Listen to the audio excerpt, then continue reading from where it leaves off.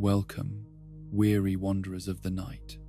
to the extraordinary chronicle of one soul whose very existence redefined the balance between light and darkness in our world. Tonight, we trace the complete journey of Yuji Itadori, the vessel who chose compassion over power, humanity over dominion, and sacrifice over self-preservation. This is the story of an ordinary boy who became the container for absolute evil while never losing sight of what made him beautifully, stubbornly human. So settle into comfortable darkness. Let your breathing slow to match the rhythm of a heart that beat for others until its very last moment. And allow yourself to drift as we follow every step of a life lived not for glory, but for the simple, profound act of helping others. Close your eyes when you're ready, and let sleep embrace you as we begin the tale of Yuji Itadori. The 20th of March, 2003, arrived with the gentle promise of spring's renewal, cherry blossoms beginning to unfurl their delicate petals across Tokyo, as if nature itself was celebrating the birth of someone who would reshape the very fabric of the supernatural world. In a modest hospital in the bustling metropolis, as the first warm breeze of the season stirred through open windows, Yuji Itadori drew his first breath and immediately began the process of becoming something unprecedented in the long, complex history of humanity's relationship with forces beyond normal comprehension. The delivery room that witnessed his arrival was unremarkable in every way, except for the profound significance of what was taking place within its sterile walls. Jin Itadori, a man whose gentle nature masked depths of complexity that would only become apparent in retrospect, held his newborn son with the careful reverence of someone who understood instinctively that this child was destined for something far greater than ordinary existence. The infant's eyes, when they opened for the first time, held an unusual brightness that seemed to reflect not just intelligence but an innate goodness that would define every choice he would make throughout his extraordinary life. But it was the presence of Wasuke Itadori that transformed this moment from simple celebration into something approaching prophecy. The older man stood at the window, his weathered hands gripping the sill as he watched his son cradle the newest member of their family, and his words carried the weight of someone who had seen enough of life to recognize when something was fundamentally different about the patterns that governed fate and circumstance. The conversation that passed between grandfather and father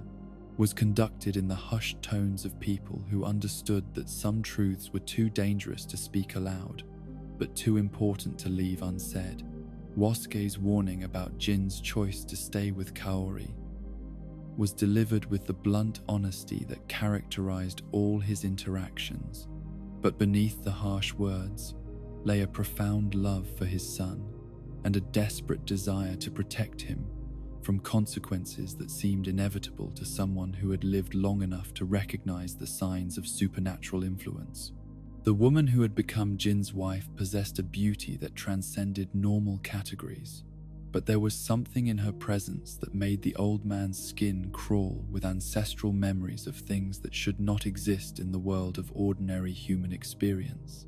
The newborn Yuji absorbed this conversation with the perfect clarity that comes before conscious memory begins to filter and categorize experience. His developing mind, recording not just words, but the emotional undertones that would shape his understanding of family, loyalty,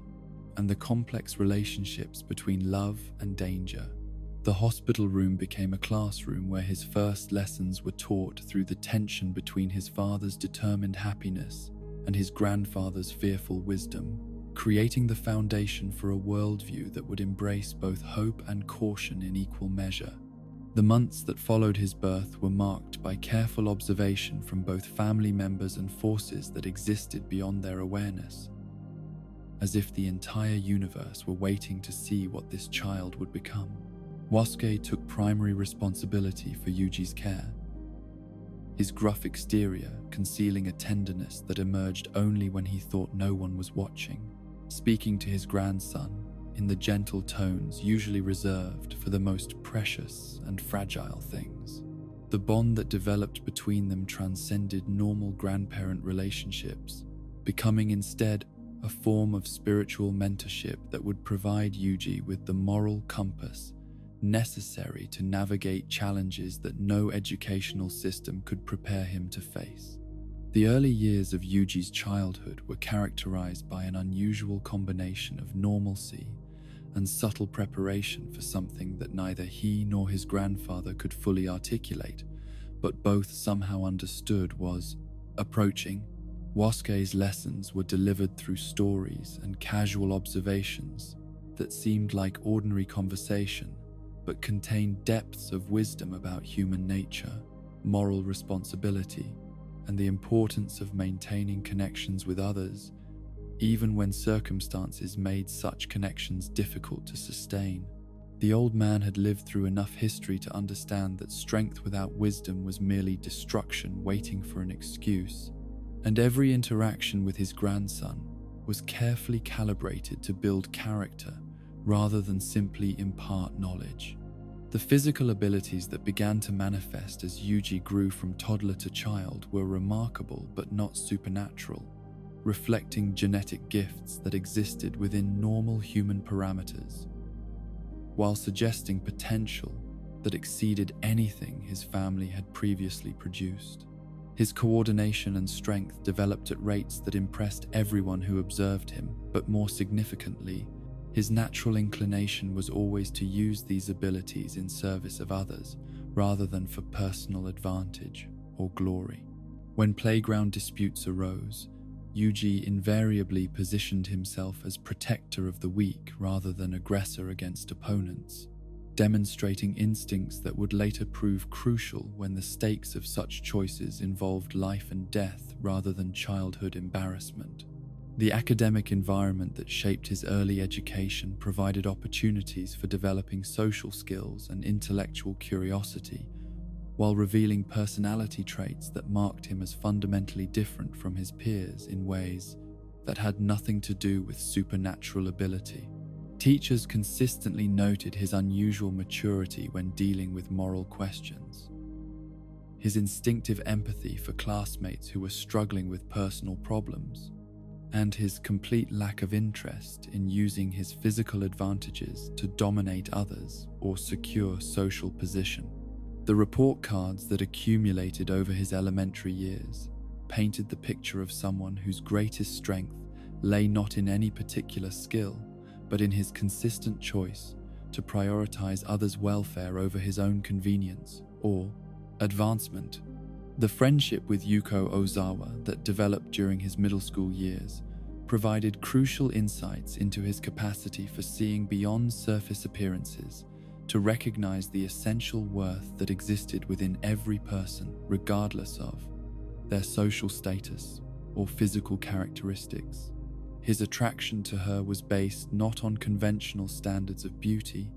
but on recognition of intelligence, kindness, and authenticity that others overlooked because they could not see past their own shallow preconceptions. The relationship, though never fully developed due to circumstances beyond their control, demonstrated his ability to form meaningful connections based on mutual respect and genuine affection, rather than the superficial criteria that govern most adolescent interactions. But perhaps the most significant aspect of Yuji's early development was the gradual understanding that came to him through observation and experience rather than explicit instruction, that his life would be defined not by what he achieved for himself, but by what he was willing to sacrifice for others. Wasuke's lessons about helping people and avoiding the loneliness that came from selfish living were absorbed not as abstract principles, but as practical guidelines for daily decision-making, creating a moral framework that would sustain him through challenges that would break spirits less carefully prepared for the weight of impossible choices. The mystery that surrounded his mother's identity and the circumstances of her relationship with his father created an undercurrent of uncertainty that Yuji learned to accept without allowing it to undermine his fundamental optimism about human nature and the possibility of meaningful connection. Wasuke's careful avoidance of detailed discussion about Kari was balanced by his consistent emphasis on the importance of the family bonds that did exist, teaching his grandson that love was defined by actions rather than origins, and that the strength of relationships was measured by loyalty and mutual support rather than biological connections or social expectations. The gradual recognition that his own physical capabilities exceeded normal ranges was processed through the lens of responsibility rather than pride. Wasuke's influence, ensuring that each new demonstration of strength or speed was immediately contextualized as a gift that carried obligations rather than privileges. The old man's stories about heroes and villains from history and literature were chosen specifically to illustrate the ways that power could be used constructively or destructively, depending on the character of the person wielding it, creating an educational foundation that would prove invaluable when Yuji eventually gained access to forces that transcended normal human limitations entirely. The foundation that was built during these crucial early years created a young man whose response to supernatural crisis would be shaped not by fear or ambition, but by deeply internalized values that prioritize protection over domination, service over glory, and human connection over individual achievement. Every lesson learned at his grandfather's side, every choice made in favor of others' welfare over his own convenience, every moment of understanding that strength existed to help rather than harm, contributed to the development of someone who could host the King of Curses, while never losing sight of what made existence meaningful, beyond mere survival or personal advancement. As Yuji approached his high school years, the person he had become through careful nurturing and conscious choice was someone whose greatest power lay not in any supernatural ability, but in his unwavering commitment to remaining fundamentally human regardless of what circumstances might demand of him. The boy who had absorbed his grandfather's wisdom about helping others and dying surrounded by people who cared about his welfare was prepared, though he did not yet know it, to become the vessel for absolute evil, while maintaining the absolute good that would make such a sacrifice not just possible, but meaningful, in ways that would ultimately transform the entire landscape of the ongoing war between human civilization and the forces that sought its destruction. The halls of Sugisawa Third High School echoed with the comfortable rhythms of ordinary teenage life during the autumn of 2018. Students moving through their daily routines with the casual confidence that comes from believing the world operates according to predictable rules and rational principles. Among them walked Yuji Itadori, his presence radiating the kind of effortless warmth that drew people into his orbit without conscious effort on his part, though he remained characteristically unaware of the effect his genuine nature had on those around him. At 17, he possessed the rare combination of exceptional physical ability and complete lack of arrogance that made him simultaneously admired and approachable, a young man whose strength was matched only by his determination to use it in service of others rather than personal advancement. The Occult Research Club occupied a small room on the third floor that most students avoided due to its reputation for harboring strange artifacts and even stranger conversations.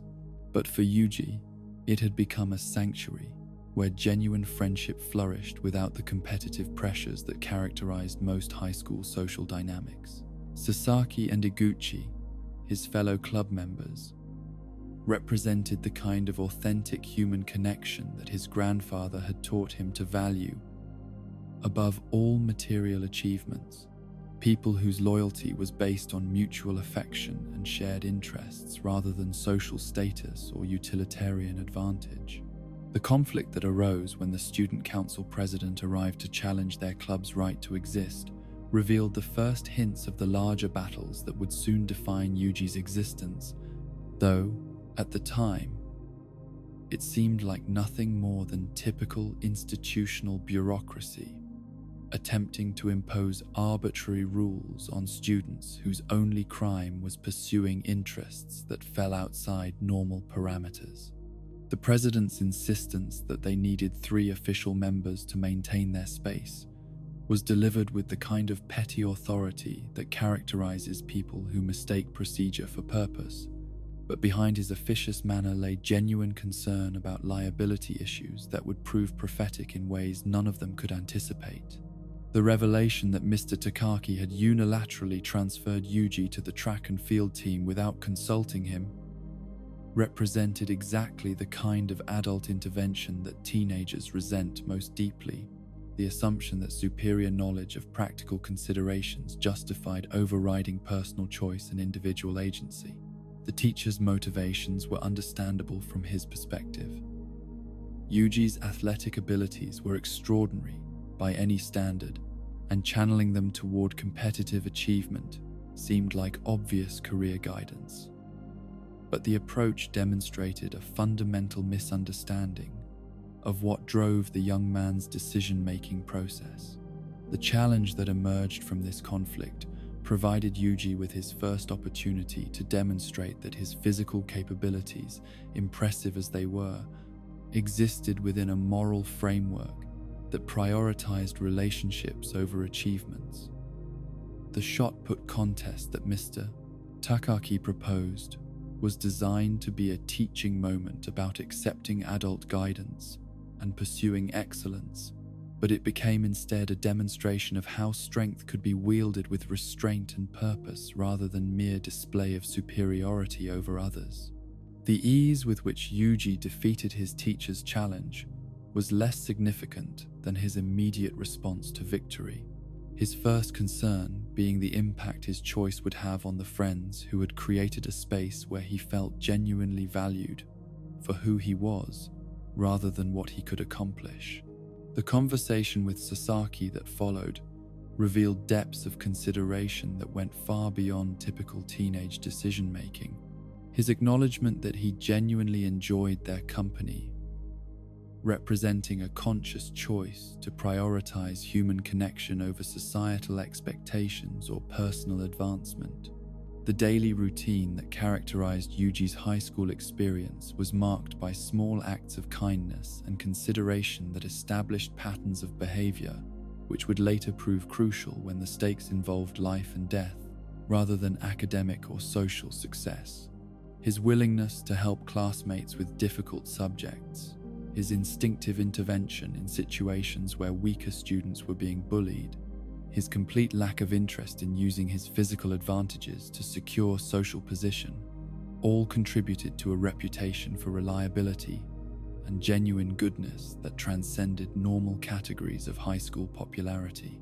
The philosophical discussions that took place within the occult research club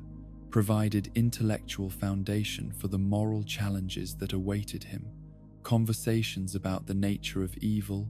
the existence of supernatural forces, and the responsibilities that came with knowledge of things that existed beyond ordinary human experience. These exchanges, conducted with the passionate intensity that characterizes teenage exploration of profound questions, prepared his mind to grapple with concepts that would soon become terrifyingly immediate rather than merely theoretical. The artifacts that the club collected and studied were treated as curiosities rather than genuine supernatural objects, but their presence in Yuji's daily environment created a kind of spiritual preparation for the moment when he would be forced to confront forces that existed entirely outside the rational worldview that governed most people's understanding of reality. The legends and folklore that fascinated his friends would prove to contain more literal truth than any of them imagined. their casual discussions of curses and spirits serving as inadvertent education for challenges that conventional curriculum could never address. The balance that Yuji maintained between his extraordinary physical capabilities and his ordinary teenage interests demonstrated the influence of his grandfather's teaching about remaining grounded in human concerns, regardless of what advantages or opportunities might present themselves. His academic performance was solid but not exceptional. His social relationships were genuine but not calculated. His approach to daily life was characterized by the kind of normalcy that would become increasingly precious as circumstances forced him into situations where normal considerations no longer applied. The visits to his grandfather that punctuated his school routine provided ongoing reinforcement of the values that had shaped his character since early childhood. Conversations that seemed like ordinary family interactions but contained depths of wisdom about moral responsibility and the importance of maintaining human connections, even when circumstances made such connections difficult or dangerous. Wasuke's deteriorating health added urgency to these exchanges, though neither grandfather nor grandson explicitly acknowledged that their time together was becoming increasingly precious. The athletic achievements that Yuji accomplished without conscious effort or particular ambition served as constant reminders of his unique position between ordinary teenage existence and something approaching superhuman capability, though he continued to view his abilities as gifts that carried responsibilities rather than privileges. The record-breaking performances that he produced, when circumstances demanded his best effort, were remarkable, not for their technical excellence, but for the complete absence of ego or competitiveness that accompanied them. The friendships that sustained him throughout this period were characterized by mutual loyalty and genuine affection rather than the superficial connections that often define high school social dynamics, creating bonds that would prove strong enough to survive even the most extraordinary revelations about his true nature and destiny. His friends' willingness to accept his athletic excellence without resentment or jealousy reflected the authenticity of his character and his consistent demonstration that strength could coexist with humility. The moments of quiet contemplation that he experienced during this period,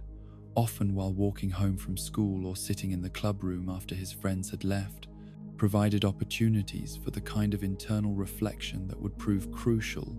when he was forced to make decisions that affected not just his own welfare, but the safety of everyone around him.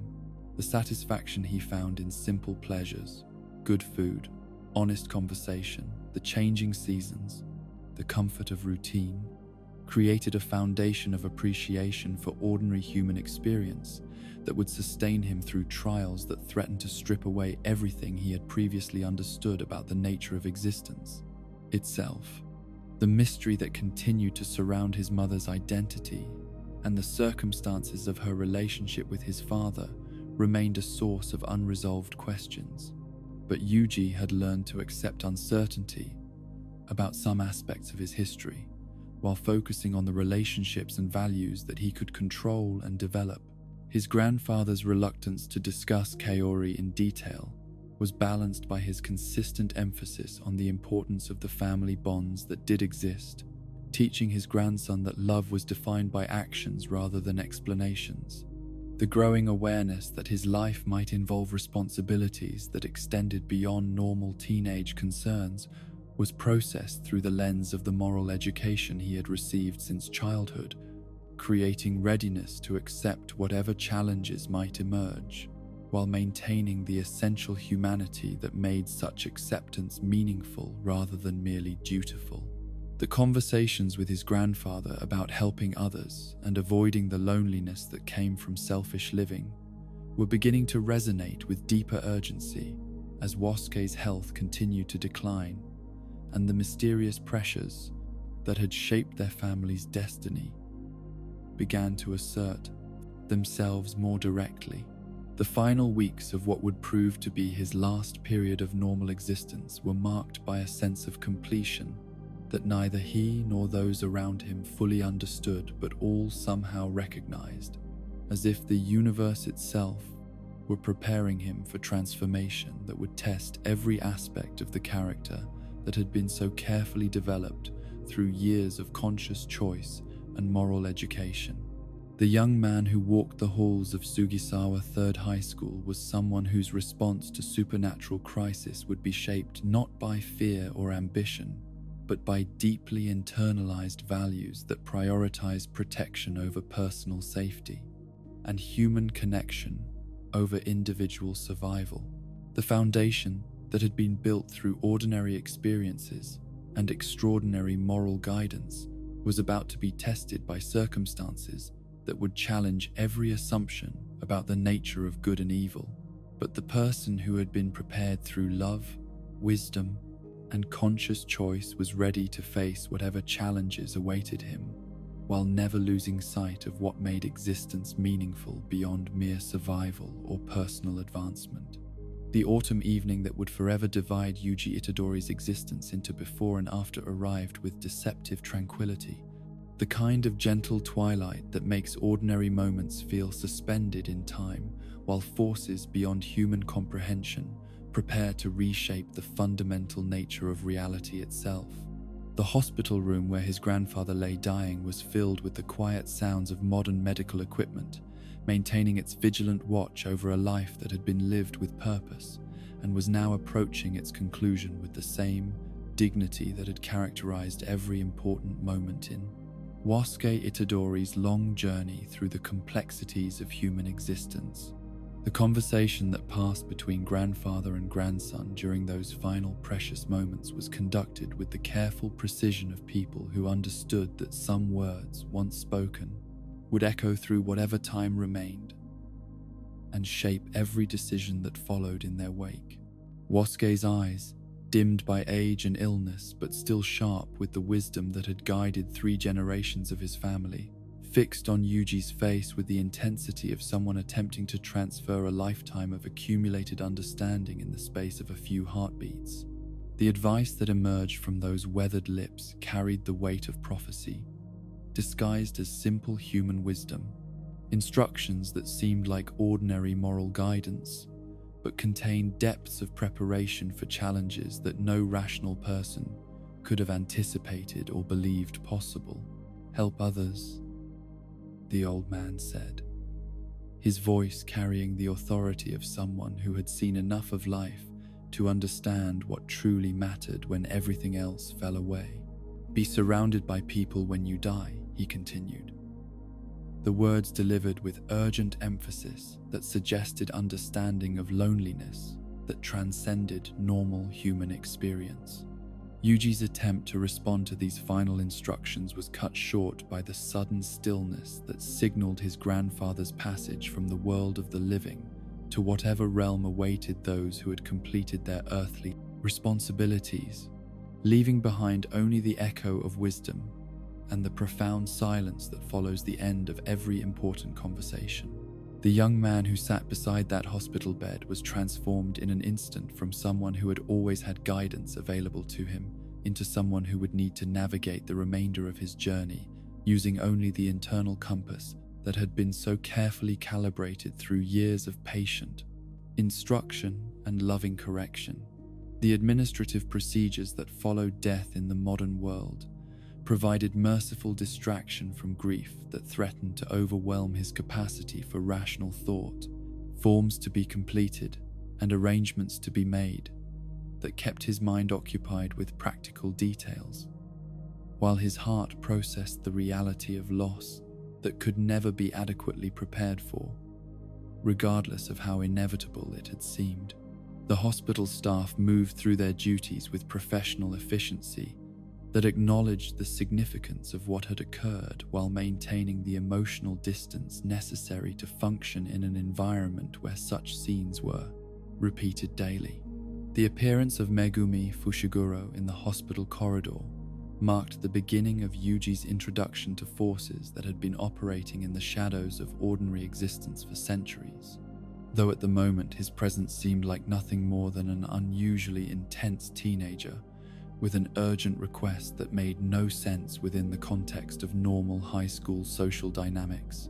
The demand for the cursed object that Yuji supposedly possessed was delivered with the kind of serious authority that suggested far more was at stake than simple recovery of stolen property. The explanation that followed Megumi's initial approach provided Yuji's first glimpse into a world where the folklore and legends that had fascinated his occult research club were revealed to be descriptions of literal reality, forces of malevolence that fed on human negative emotions and posed constant threat to the safety of ordinary people who had no knowledge of their existence or means of protecting themselves against supernatural predation. The concept of cursed spirits was presented with matter-of-fact precision that made it impossible to dismiss as fantasy or delusion, despite its complete contradiction of everything that rational education had taught him about the nature of reality. The discovery that the box containing Sukuna's finger was empty created the first moment of genuine crisis in what had seemed like an academic discussion of theoretical supernatural phenomena, transforming abstract concepts into immediate personal danger that threatened not just Yuji himself, but the friends whose welfare had become the central organizing principle of his moral universe. The revelation that Sasaki and Iguchi were planning to unseal the cursed object that evening, treating it as nothing more than an interesting artifact to be examined, rather than a weapon capable of unleashing forces beyond human comprehension, created urgency that overrode every consideration except the need to protect them from consequences they could not possibly understand. The journey back to Sugisawa Third High School was conducted in tension that built with each passing moment. Megumi's growing anxiety about the spiritual pressure emanating from the building, serving as confirmation that their worst fears were being realized, even as they raced to prevent catastrophe that might already be beyond their power to control. The familiar campus that had been the site of so many ordinary teenage experiences was transformed by supernatural presence into something alien and threatening. Architecture that had represented safety and routine, now radiating malevolence that made approach feel like voluntary entry into a predator's hunting ground. The decision to enter the school, despite Megumi's warnings about the danger, represented the first moment when Yuji was forced to choose between personal safety and the welfare of others, the internal debate lasting only as long as it took him to remember his grandfather's final words about helping people regardless of personal cost or risk. The memory of Wasuke's teachings provided clarity that cut through fear and uncertainty, transforming what might have been paralysis into decisive action that accepted whatever consequences might follow from choosing to place others' welfare above his own survival. The rescue of his club members from the cursed spirits that had manifested within the school building required physical courage that Yuji possessed in abundance, but more significantly, it demanded moral courage to maintain focus on their safety while confronting evidence that the world operated according to principles that challenged every assumption he had developed about the nature of existence itself. The spirits that attacked them were manifestations of pure malevolence that existed to cause suffering and death,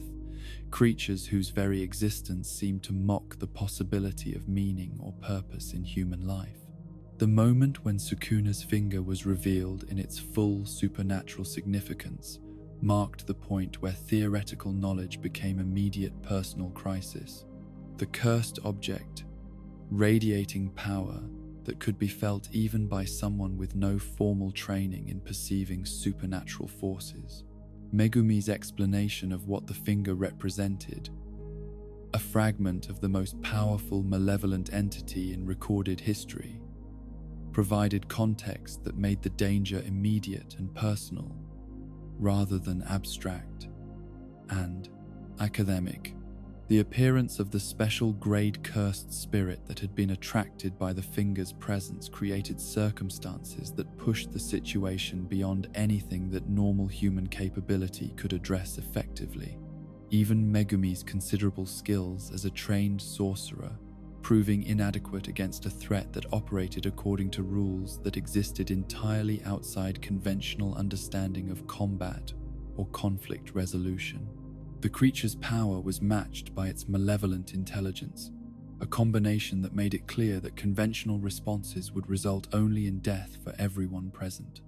The decision to consume Sukuna's finger was made in the space between heartbeats, rational calculation compressed into a moment of pure moral clarity that weighed certain death for his friends against uncertain consequences for himself, and found the choice inevitable rather than heroic. The taste of the cursed object was indescribable in normal sensory terms, its essence seeming to burn through his consciousness while simultaneously rewriting the fundamental nature of his spiritual existence in ways that he could feel but not comprehend. The transformation that followed his consumption of the finger was unlike anything that human experience had prepared him to process. Sukuna's consciousness asserting itself with overwhelming force that threatened to erase Yuji's individual identity entirely, while claiming the body that had become his vessel through voluntary invitation rather than forced possession. The King of Curses emerged with casual authority that demonstrated the vast gulf between human and supernatural power. His elimination of the threatening spirit accomplished with such ease that it seemed like minor exercise rather than significant combat. The moment when Sukuna turned his attention toward beginning a massacre of innocent people represented the first test of Yuji's ability to maintain any measure of control over his own body while hosting an entity whose power exceeded every normal category of spiritual or physical strength. The struggle for dominance was conducted not through physical contest, but through sheer force of will. Yuji's determination to protect others, providing motivation that proved sufficient to reclaim control despite the enormous disadvantage in raw power that he faced. The successful suppression of Sukuna's consciousness and return to normal awareness created the first evidence that Yuji possessed qualities that made him uniquely suited to serve as vessel for the King of Curses without being completely consumed by the experience, though the effort required left him exhausted in ways that transcended mere physical fatigue. The realization that he had somehow maintained his individual identity while hosting absolute evil was both reassuring and terrifying, proof that the moral foundation built through his grandfather's guidance was strong enough to withstand even supernatural corruption. The arrival of Satoru Gojo marked the appearance of someone whose power existed in the same category as Sukuna's, though directed toward protection rather than destruction. His casual confidence in the face of unprecedented supernatural crisis, providing the first suggestion that the situation, dire as it appeared, was not entirely beyond hope of resolution. The strongest Jujutsu sorcerer's initial assessment of Yuji was conducted with the kind of analytical precision that characterized someone accustomed to evaluating threats and opportunities on a scale that transcended normal human concerns. The test that Gojo administered by allowing Sukuna to manifest for precisely 10 seconds, while Yuji retained enough control to reclaim his body afterward, provided crucial evidence that their unusual situation might be manageable rather than catastrophic, though the margin for error was smaller than anyone involved could have preferred. The successful completion of this demonstration marked the moment when Yuji's fate shifted from immediate execution to conditional survival. His unique capabilities, creating possibilities that had never existed in the long history of Jujutsu sorcery's ongoing war against supernatural malevolence. The conversation that followed made clear that Yuji's consumption of the finger had initiated a process that would ultimately lead to his death, regardless of how successfully he maintained control over Sukuna's consciousness, the plan being to have him consume all 20 fingers before being executed to ensure that the King of Curses could never again threaten human civilization. The choice between immediate death and delayed death in service of others was presented without sentiment or false comfort. Acknowledgement that some situations offered no good options but still required conscious decision based on moral principle rather than personal preference. The brief reunion with his rescued friends provided opportunity to confirm that his sacrifice had achieved its intended purpose, their safety, justifying whatever personal cost might ultimately be required to maintain the temporary arrangement that had preserved their lives, while creating unprecedented possibilities for addressing threats that had existed for over a possibilities millennium. The relief in their faces and their genuine gratitude for his intervention provided the kind of human connection that made even the prospect of future execution seem worthwhile rather than merely tragic. The decision to accept his role as Sukuna's vessel was made not through resignation to inevitable fate, but through conscious choice to use whatever time remained to him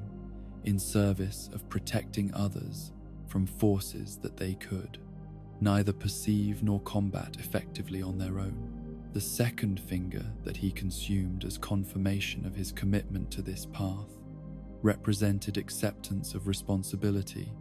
that exceeded anything that normal human experience should have demanded. But his grandfather's teachings had prepared him to recognize duty when it presented itself regardless of personal cost. The transformation from ordinary high school student to weapon in humanity's ongoing war against supernatural evil was completed in the space of a single evening, though the foundation that made such transformation possible had been built through 17 years of careful moral education and conscious choice. The young man who left Sugisawa Third High School that night was someone whose response to impossible circumstances had been shaped not by fear or ambition, but by deeply internalized values that made sacrifice meaningful rather than merely heroic, service to others more important than personal survival, and human connection worth preserving regardless of what such preservation might ultimately cost. The gates of Tokyo Jujutsu High School rose before Yuji Itadori,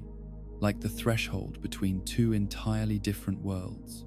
their ancient wood and iron-bearing protective seals that hummed with centuries of accumulated spiritual power, designed to keep the horrors of the supernatural realm from contaminating the sanctuary where young people learned to transform their extraordinary gifts into weapons capable of protecting ordinary humanity from forces beyond normal comprehension. The campus that lay beyond these barriers represented not just an educational institution, but a fortress of knowledge and training, where the impossible became routine, where students whose very existence challenged the boundaries of human potential gathered to master abilities that most people would never believe could exist within the rational framework of modern civilization. The November morning that marked his arrival was crisp with the promise of winter's approach, fallen leaves creating a carpet of gold and crimson that reminded him of the cursed energy that flowed through all living things, though his perception of such forces remained crude and undeveloped compared to what he would eventually achieve through dedicated training and careful instruction. The buildings that comprised the school's facilities were a mixture of traditional Japanese architecture and modern construction, creating visual harmony between ancient wisdom and contemporary innovation that reflected the institution's approach to education itself. The escort that Satoru Gojo provided through the campus grounds was conducted with the casual confidence of someone completely comfortable in his role as the most powerful person present. His running commentary about the school's history and facilities delivered with the kind of enthusiasm that suggested genuine affection for an institution that had shaped his own development from talented student to legendary educator. The stories he shared about previous generations of students and the challenges they had faced provided context that made Yuji's situation seem less unprecedented and more like the latest chapter in a continuing saga of young people learning to bear responsibilities that exceeded anything their age and experience should have prepared them to handle. The interview with Principal Masamichi Yaga represented Yuji's first formal evaluation by the institutional authority that would determine whether his unique circumstances made him suitable for education rather than immediate elimination. The meeting, conducted in an office whose combination of traditional formality and practical functionality reflected the complex balance between respect for ancient traditions and adaptation to contemporary realities that characterized Jujutsu Society's approach to most significant decisions. The principal himself was a man whose weathered features and calm demeanor suggested decades of experience, making difficult choices about students whose potential for both greatness and catastrophe often existed in uncomfortable proximity. The question about his motivations for wanting to attend the school revealed the inadequacy of normal responses when dealing with circumstances that transcended ordinary educational objectives. Yuji's initial answer, reflecting assumptions about academic achievement and personal development that seemed almost naive when applied to an institution whose primary purpose was training weapons for humanity's ongoing war against supernatural malevolence. The dissatisfaction that his response generated was immediately apparent in Yaga's expression, creating tension that suggested more was at stake in this conversation than simple admission to a specialized program. The cursed corpse that emerged to test Yuji's resolve was unlike anything he had encountered during his brief introduction to the supernatural world, a construct that combined human intelligence with mechanical precision in ways that challenged his understanding of what constituted life and consciousness. The creature's attacks were calibrated not to cause serious injury, but to create sufficient pressure to reveal the authentic nature of his character when faced with immediate physical threat, forcing responses that came from instinct and deeply held values rather than calculated presentation of desired qualities. The restraint of the cursed corpse required not just physical capability, but tactical thinking that demonstrated his ability to solve problems through means other than overwhelming force, while his explanation of his determination to live without regret revealed philosophical sophistication that exceeded what might have been expected from someone with his limited exposure to the moral complexities that defined adult participation in Jujutsu Society. The combination of practical competence and ethical clarity that he displayed during this test provided evidence that his unique circumstances had not compromised the essential human qualities that made him worthy of investment rather than elimination. The acceptance that followed this demonstration marked his official transition from supernatural anomaly to student, though the distinction carried implications that extended far beyond normal academic considerations into questions about the nature of identity, responsibility, and the relationship between individual development and collective welfare. The dormitory assignment that concluded his interview process represented not just housing arrangements, but his first step toward building the relationships with peers that would provide emotional foundation for challenges that no individual could face successfully in isolation. The room that became his home within the school's residential facilities was modest but comfortable, providing private space for reflection and study, while remaining connected to the community of students and faculty who would share his journey through the complexities of supernatural education. The process of decorating and personalizing this space created opportunities for conversations with Satoru Gojo that revealed additional layers of information about his unique situation and its implications for everyone around him. The explanation of his ability to sense Sukuna's fingers like a radar represented the first concrete evidence of how his role as vessel would provide tactical advantages in the ongoing effort to locate and secure the remaining cursed objects before they could be used by hostile forces to create additional threats to civilian populations. This capability transformed him from burden requiring protection into asset, capable of contributing meaningfully to missions that serve strategic objectives rather than merely educational ones, though the psychological weight of such responsibility was carefully balanced against his need for normal teenage experiences and relationship development. The introduction to Megumi Fushiguro as his roommate and fellow first-year student provided opportunity for developing the kind of peer relationship that would prove crucial for maintaining psychological stability while navigating the unique pressures that came with his supernatural circumstances. Megumi's own complex background and exceptional abilities created natural understanding between them that transcended normal friendship to become something approaching brotherhood, mutual recognition of shared burdens and compatible values that made collaboration feel natural rather than forced. The expedition to Harajuku to collect their third teammate marked Yuji's first venture into Tokyo as an official student of the institution. The crowded urban environment providing stark contrast to the protected atmosphere of the school, while demonstrating how seamlessly the supernatural world operated alongside ordinary civilian life without detection or interference. The city's energy and diversity created excitement that reminded him of possibilities that existed beyond the necessarily restricted environment of his training, while also emphasizing the stakes involved in their preparation, since these were the people whose safety depended on their success. The meeting with Nobara Kujisaki completed the formation of their first-year cohort. Her confident personality and direct approach to interpersonal interaction, providing balance to the more reserved temperaments of her male classmates, while demonstrating that exceptional ability could coexist with normal teenage concerns about fashion, social status, and personal achievement. The dynamic that emerged among the three of them during their initial conversations suggested compatibility that would survive the pressures of dangerous missions and intensive training, creating foundation for mutual support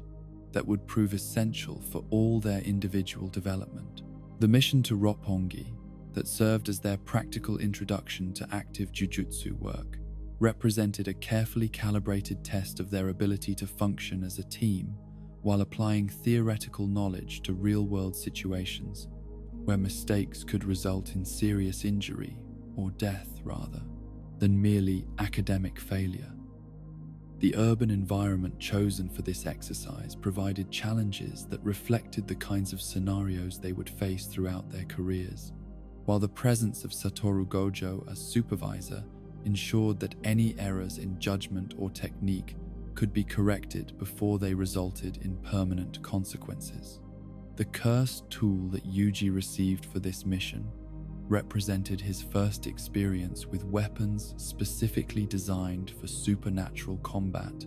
the Slaughter Demon providing enhancement to his natural fighting abilities while requiring careful control to prevent collateral damage that might expose Jujutsu Society's activities to civilian attention. The weight and balance of the weapon felt natural in his hands despite his complete lack of previous experience with such implements, suggesting instinctive understanding of combat principles that complemented his exceptional physical capabilities. The separation from his teammates during the mission created his first opportunity to demonstrate independent decision-making under pressure. The choice to pursue and eliminate the cursed spirit he encountered,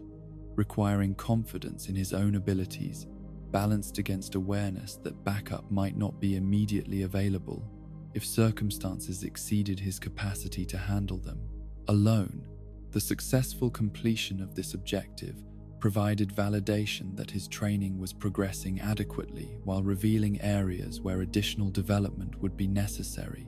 before he could be considered fully prepared for more challenging assignments. The rescue of the civilian child who had been taken hostage by one of the cursed spirits demonstrated his ability to prioritize protection of innocence over tactical convenience, even when such choices created additional complications that might have been avoided through more pragmatic approaches to mission objectives. The decision to break through a wall, rather than pursue more conventional entry methods, reflected tactical thinking that emphasized speed and decisiveness over caution. Though the success of this approach validated his instinctive understanding of when aggressive action was preferable to careful planning, the coordination with Nobara that led to the successful elimination of the escaped cursed spirit showcased their developing ability to work together effectively, despite limited shared experience, her technique complementing his physical capabilities in ways that suggested natural compatibility between their different approaches to supernatural combat. The brief conversation that followed their victory provided opportunity for mutual assessment and recognition that their partnership had potential for development into something approaching genuine friendship rather than merely professional cooperation. The celebration meal that concluded their first successful mission represented an important milestone in their development from individual students into a cohesive team. Satoru Gojo's decision to treat them to beefsteak, acknowledging their achievement while creating opportunity for informal discussion about their experiences and observations. The relaxed atmosphere of this gathering provided balance to the intensity of their training and combat experiences, reminding all of them that their education was designed to preserve their humanity rather than transform them into weapons incapable of enjoying normal pleasures and relationships. The month of intensive training that followed their initial success was characterized by steady improvement in technical skills balanced against ongoing development of the interpersonal relationships that would provide emotional foundation for facing increasingly dangerous challenges. The exercises and simulations that filled their days were designed to push their capabilities toward their limits, while maintaining safety margins that prevented serious injury or psychological damage that might interfere with their long-term development. The theoretical instruction that accompanied their practical training provided context for understanding their role within the larger framework of Jujutsu Society's ongoing mission to protect civilian populations from supernatural threats, lessons about history and strategy that explained how their individual contributions fit into patterns of conflict that had existed for centuries. The knowledge that previous generations had faced similar challenges and achieved success through dedication and cooperation provided encouragement that balanced realistic acknowledgement of the dangers they would face. The gradual recognition that his unique circumstances as Sukuna's vessel created opportunities and responsibilities that differed from those of his classmates was processed through conversations with faculty and peers that emphasized shared commitment to protection of others rather than individual distinction or special treatment. The careful balance between acknowledging his unusual situation and maintaining normal educational experiences reflected institutional wisdom about the importance of preserving human connection and moral development alongside technical training. The friendships that developed during this period were characterized by genuine affection and mutual respect that transcended the practical considerations of teamwork and tactical cooperation, creating bonds that would survive whatever challenges their future careers might present, while providing emotional anchor that kept them grounded in human values,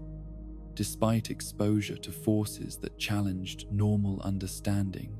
of reality. The dormitory conversations and shared meals that marked their daily routine became rituals of connection that reminded all of them why their sacrifices and efforts were meaningful, beyond mere professional obligation. The preparation for greater challenges that lay ahead was conducted with understanding that their current training represented only the beginning of their development, foundation upon which more advanced skills and deeper wisdom would be built through experience that would test every aspect of their character and capability. The confidence that grew through successful completion of increasingly difficult exercises was balanced against awareness that real-world threats would demand everything they had learned, and more, creating motivation for continued improvement that was based on genuine commitment to their mission rather than mere competitive achievement. The young man who had entered Tokyo Jujutsu High School as a supernatural anomaly requiring careful management had been transformed through education and relationship into someone whose response to future crises would be informed by technical competence, tactical understanding, and most importantly, unwavering commitment to protecting those who depended on his success. The foundation that had been built through careful instruction and genuine friendship would prove strong enough to support him through trials that would challenge every assumption about power, responsibility, and the price that must sometimes be paid to preserve what was most precious in human civilization. The detention center that would serve as the stage for Yuji Itadori's first encounter with true mortality stood like a monument to humanity's capacity for creating suffering, its concrete walls and barred windows bearing witness to decades of despair and violence that had accumulated into a spiritual miasma thick enough to attract the attention of forces that fed on human misery. The November morning that brought the first-year students to this place of institutional punishment was grey with the promise of winter's harsh approach, clouds hanging low over the facility as if the sky itself recoiled from the malevolent presence that had taken residence within those walls. The briefing that Kiyotaka Ijichi provided during their journey to the mission site was delivered with the careful precision of someone who understood that incomplete information could prove fatal when dealing with supernatural threats, though even his thorough preparation could not adequately convey the true nature of what awaited them within the detention center's cursed depths. The mission parameters seemed straightforward in their official description: locate and rescue any survivors from a facility that had been overrun by cursed spirits. But the spiritual pressure radiating from the building suggested complexities that transcended normal categories of difficulty or danger. The civilian concern that interrupted their tactical discussion provided stark reminder of the human cost that accompanied every jujutsu mission, a parent's desperate hope for their child's safety transforming abstract professional objectives into immediate personal stakes that demanded success rather than merely competent effort. The pain in the mother's voice, as she asked about her son's welfare, created emotional weight that would influence every decision the students made throughout their time within the facility. Understanding that failure would mean not just mission completion statistics, but real grief for real people whose lives had been shattered by forces they could never understand or combat. The expansion of the detention center's interior space that greeted them upon entry represented their first direct encounter with the reality-warping effects that accompanied more powerful manifestations of cursed energy. The familiar architecture of institutional confinement transformed into something alien and threatening that challenged their basic assumptions about the reliability of physical space and geometric consistency. The walls that should have enclosed predictable corridors now stretched into distances that defied measurement, while the ceiling receded into shadow that seemed to absorb light rather than merely lacking illumination. The discovery that their exit had vanished created the first moment of genuine fear among the three students. The realization that they had become trapped within a supernatural prison that operated according to rules entirely different from those that governed ordinary reality. Megumi's calm assessment of their situation and his confidence in his Shikigami's ability to locate an escape route provided reassurance that was based on technical competence rather than false optimism, though the gravity of their circumstances was impossible to ignore or minimize through mere professional confidence. The corpses they encountered during their exploration of the facility's transformed interior provided evidence that whatever force had created this supernatural trap had been active for some time, the bodies bearing signs of violence that exceeded anything that normal human cruelty could have inflicted. The condition of the remains suggested not merely death, but systematic torture, conducted by entities that found pleasure in prolonging suffering beyond the point where it served any practical purpose, creating evidence of malevolence that existed for its own sake, rather than as means to comprehensible ends. The identification of one corpse as the young man whose mother had pleaded for information about his welfare transformed abstract mission objectives into immediate personal tragedy,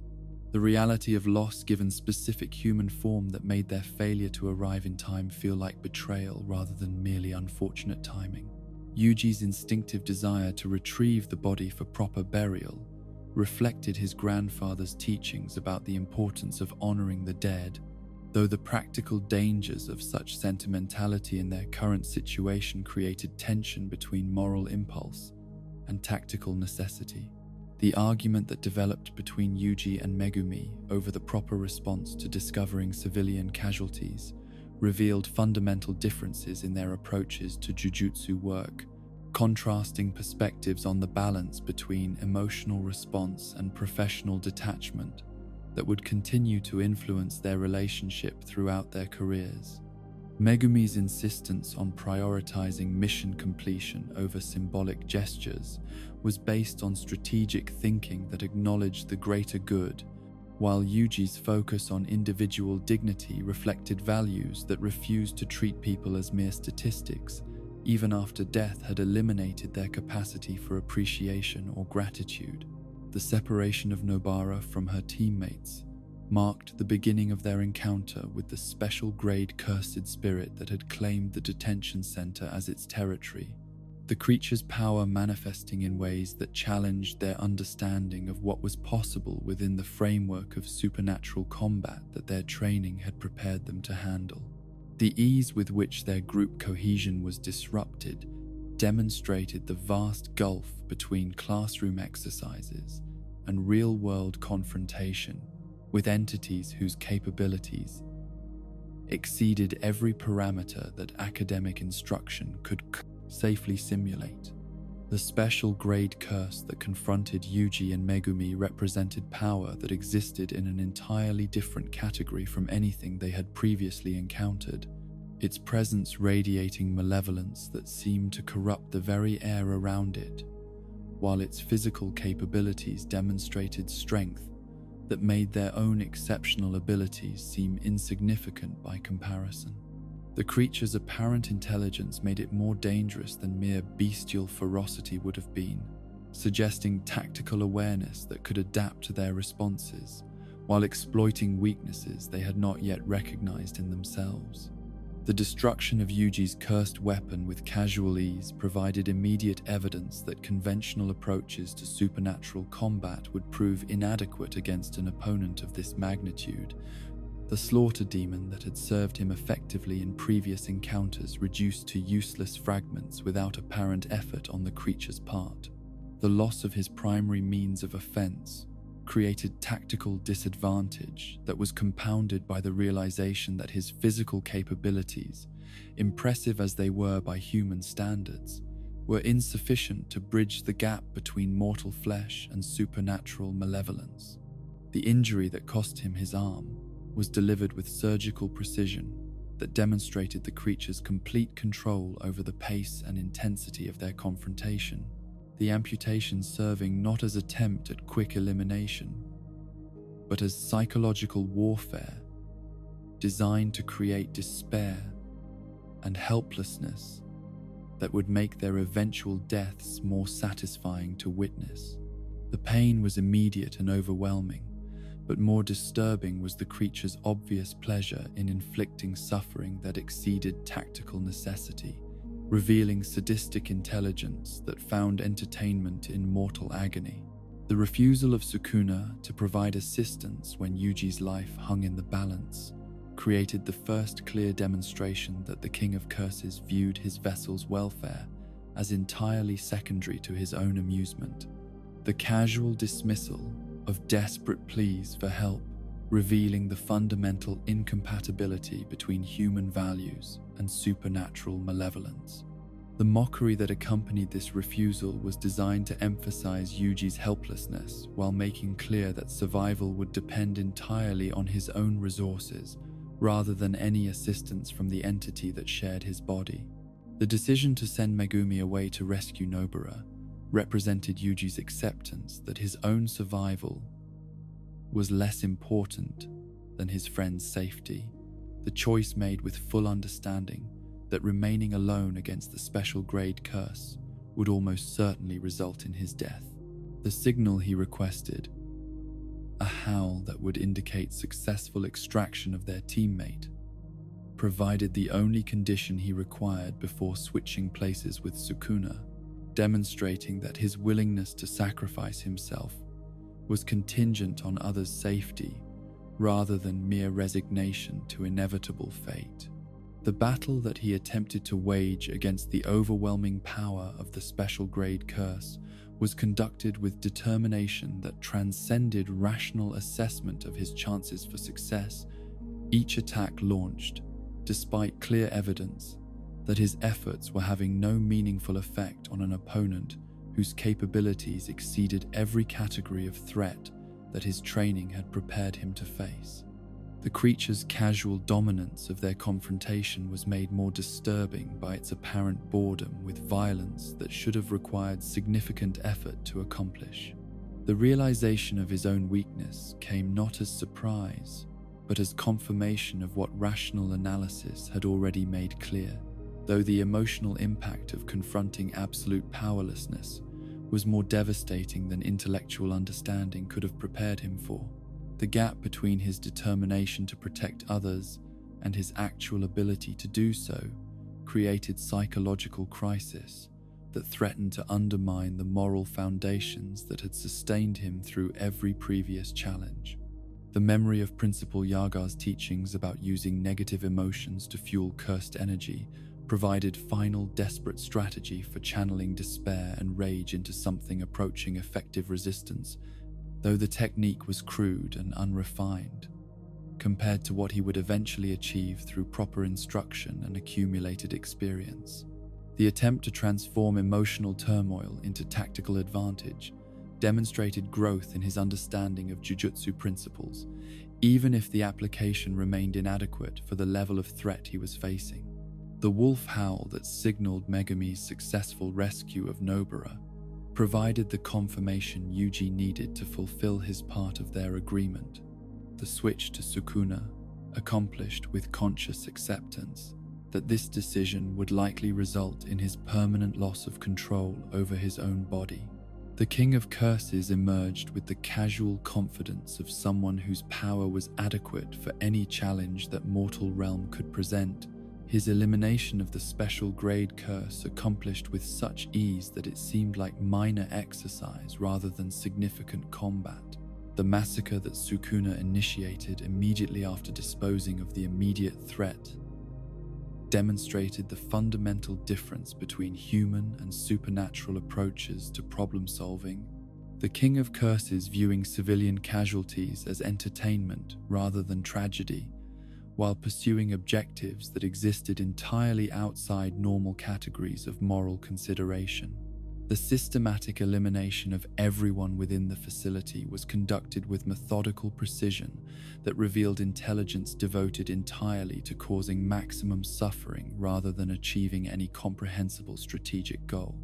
The struggle to regain control of his body was fought not through physical contest, but through pure force of will. Yuji's determination to prevent further civilian casualties providing motivation that proved sufficient to overcome Sukuna's resistance, despite the enormous disadvantage in raw power that made such victory seem impossible. The success of this effort created the first evidence that his unique psychological makeup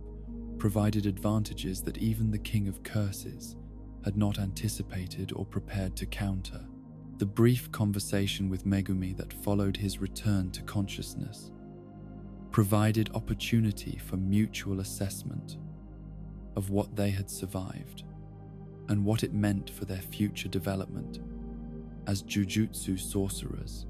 Though the emotional processing of their near-death experience would require time and reflection that immediate circumstances did not permit, the understanding that passed between them acknowledged shared trauma while reinforcing commitment to continued partnership, despite the risks that Yuji's condition created for everyone around him.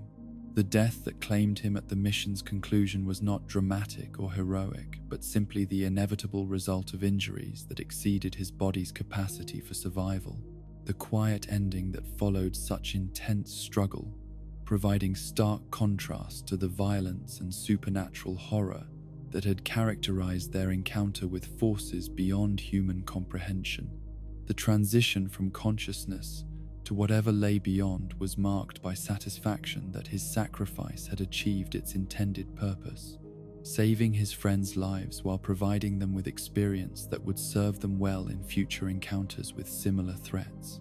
The examination of his body at the school's morgue was conducted with clinical precision that treated his remains as source of valuable information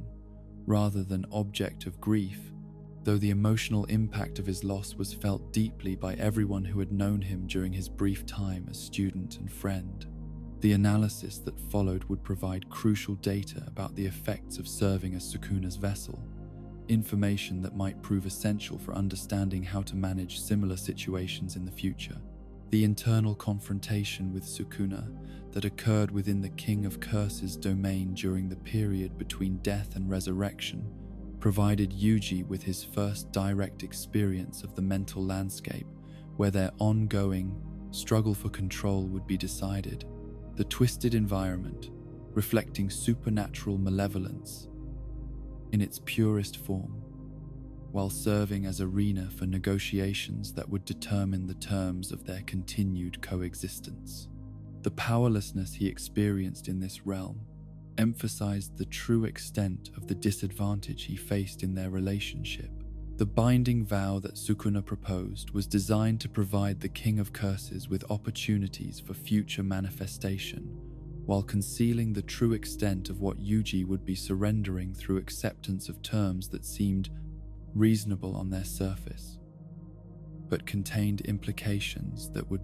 not become apparent until circumstances made their true cost unmistakable.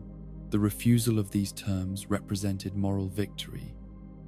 even though it guaranteed that resurrection would occur without any amelioration of the fundamental conflict that defined their relationship.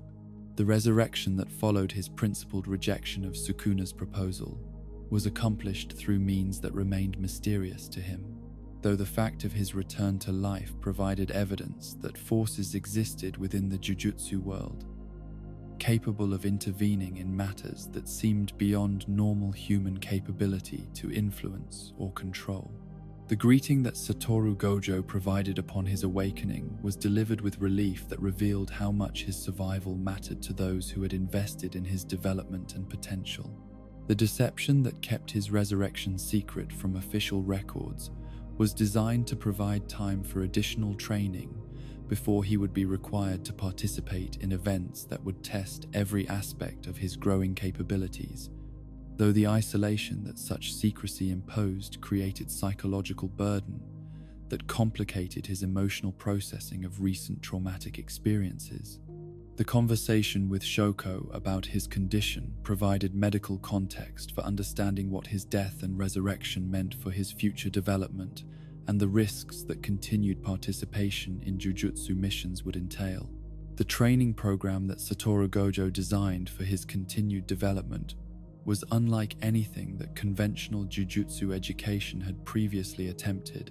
focused on helping him understand and control cursed energy flows that operated according to principles that his unique circumstances had made both possible and necessary. The exercises that filled his days were calibrated to push his capabilities toward new levels while building foundation for techniques that would eventually allow him to function effectively against threats that had previously been beyond his reach to influence or counter. The revelation that he lacked conventional curse technique created initial disappointment that was balanced by understanding that his unique situation created possibilities that transcended normal categories of supernatural ability, though the development of those possibilities would require approaches to training that challenged every assumption about how Jujutsu education should proceed.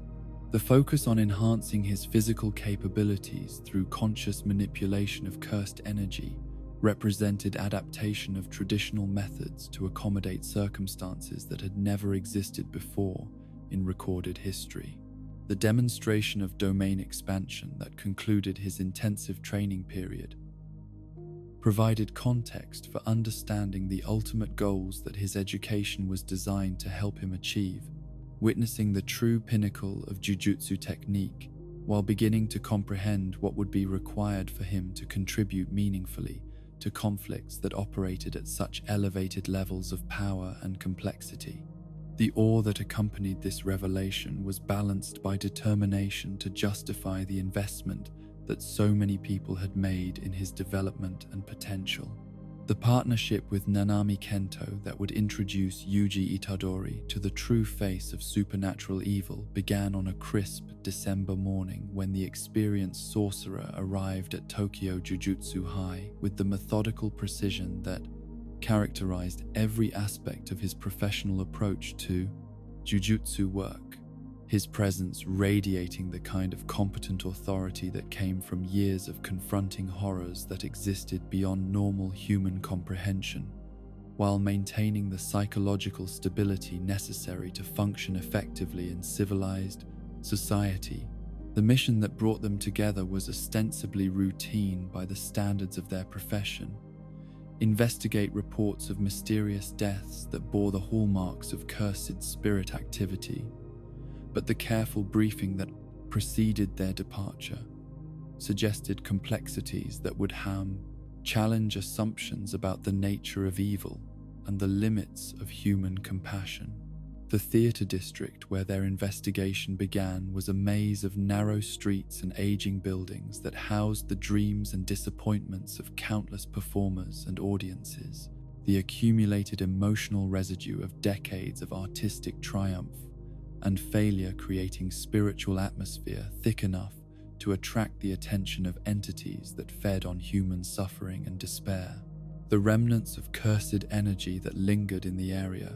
were unlike anything that Yuji had encountered during his previous missions, traces of malevolence that seemed to pulse with intelligent purpose, rather than the mindless hunger that characterized most supernatural manifestations. The lesson in perceiving cursed energy traces that Nanami provided during their exploration of the crime scene was delivered with the patient thoroughness of someone who understood that incomplete knowledge could prove fatal when dealing with forces that operated according to principles entirely different from those that governed ordinary reality. The technique for visualizing spiritual residue required focus and sensitivity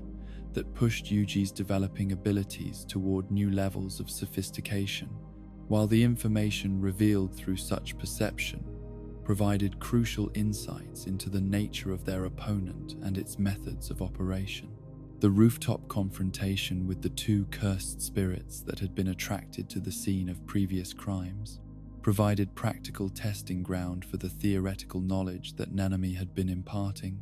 the battle serving as education in tactical decision-making under pressure while demonstrating how experienced sorcerers approached supernatural combat with efficiency that minimized risk while maximizing effectiveness. The division of opponents between teacher and student was calculated to provide appropriate challenge, while ensuring that neither faced threats beyond their current capabilities to handle safely. The explanation of his ratio technique that Nanami provided during their engagement revealed the strategic thinking that informed high-level Jujutsu combat, the mathematical precision that allowed him to identify and exploit weaknesses in his opponents, while maintaining constant awareness of variables that could shift tactical advantage from one side to the other with minimal warning. The willingness to reveal such sensitive information demonstrated his confidence in Yuji's potential, while acknowledging the trust that effective partnership required between sorcerers, whose lives might depend on mutual understanding and coordination. The successful elimination of their targets was accomplished with professional competence that made the supernatural seem routine, though the revelation that these spirits had once been human beings transformed what might have been satisfaction into something approaching horror at the implications of what they had discovered. The medical examination that Shoko conducted on the remains provided scientific context for understanding how cursed energy could corrupt and transform human consciousness in ways that destroyed identity while preserving enough awareness to experience the agony of complete spiritual degradation. The explanation that neither Yuji nor Nanami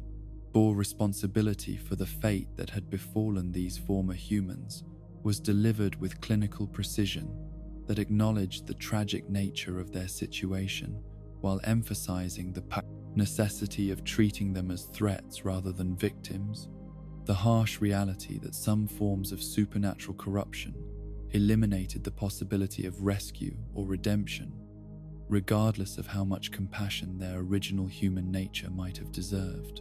The philosophical implications of destroying beings who had once possessed the same fundamental humanity that defined their own existence would prove to be preparation for more complex moral challenges that lay ahead. The continuation of their investigation led them deeper into the network of connections that linked the transformed humans to their point of origin, following trails of spiritual contamination that grew stronger and more malevolent as they approached the source of corruption that had created such systematic perversion of human nature. The pattern that emerged suggested intelligence and purpose behind the transformations rather than random supernatural predation, indicating that they were dealing with an entity capable of long-term planning and strategic thinking, rather than simple, bestial hunger. The assignment to search for Junpei Yoshino, while Nanami pursued other leads, represented Yuji's first independent investigation into circumstances that would test his ability to maintain professional objectivity while dealing with someone whose situation mirrored what might have been his own, fata under different circumstances. The young man who had been marked for supernatural manipulation possessed the kind of vulnerability that attracted predatory attention, isolation, and despair, creating openings that malevolent entities could exploit to achieve objectives that transcended simple destruction or consumption. The conversation with Junpei's teacher that preceded their first meeting revealed the social dynamics that had created conditions for supernatural intervention, bullying, and neglect, combining to produce psychological damage that made the teenager susceptible to offers of power and belonging that came with costs too terrible to acknowledge or understand. The casual cruelty that characterized his daily experience at school was horrifying not because of its supernatural nature, but because of its entirely mundane origin in human capacity for indifference to others' suffering. The riverside conversation that marked the beginning of their relationship was conducted with careful restraint as Yuji attempted to evaluate Junpei's condition while avoiding premature revelation of supernatural realities that might drive him further into the influence of whatever forces had begun to corrupt his perception of human nature and moral responsibility. The connection that developed between them was based on genuine mutual recognition of shared interests and compatible values, though the underlying tension created by hidden knowledge added complexity to interactions that might otherwise have been straightforward teenage friendship. The dinner invitation that brought Yuji into Junpei's home environment provided crucial insights into the family dynamics that had shaped his vulnerability to supernatural manipulation. His mother's genuine affection and concern balanced against her inability to understand or address the systematic persecution that was destroying her son's faith in human decency and the possibility of justice through conventional means. The warmth and normalcy of their domestic interactions made the approaching tragedy more poignant while emphasizing the stakes involved in whatever intervention might be possible. The philosophical discussions about morality and violence that occurred during their time together revealed the extent to which Junpei's worldview had already been corrupted by exposure to supernatural influence. His growing belief that human society was fundamentally cruel and that strength was the only reliable means of achieving justice or security. The careful responses that Yuji provided to these arguments were designed to offer alternative perspectives without directly challenging positions that might be too firmly held to change through mere rational discussion. The observation mission that followed confirmed Nanami's assessment that Junpei had already been marked for transformation. His association with entities that existed beyond normal human perception, creating spiritual contamination that was gradually eroding his ability to distinguish between justice and vengeance, protection and aggression, legitimate defense and unprovoked attack. The timeline for intervention was becoming increasingly compressed as the corruption accelerated beyond the point where conventional counseling or social support could address underlying psychological damage. The decision to confront Junpei directly despite Nanami's reservations about premature action was driven by recognition that waiting for additional information or approval through official channels would likely result in complete loss of someone whose essential humanity was still recoverable. If approached with sufficient skill and genuine compassion, the risk of triggering accelerated corruption through clumsy intervention was balanced against certainty that inaction would guarantee outcomes that no amount of future regret could ameliorate. The confrontation at Junpei's school unfolded with the terrible inevitability of Greek tragedy,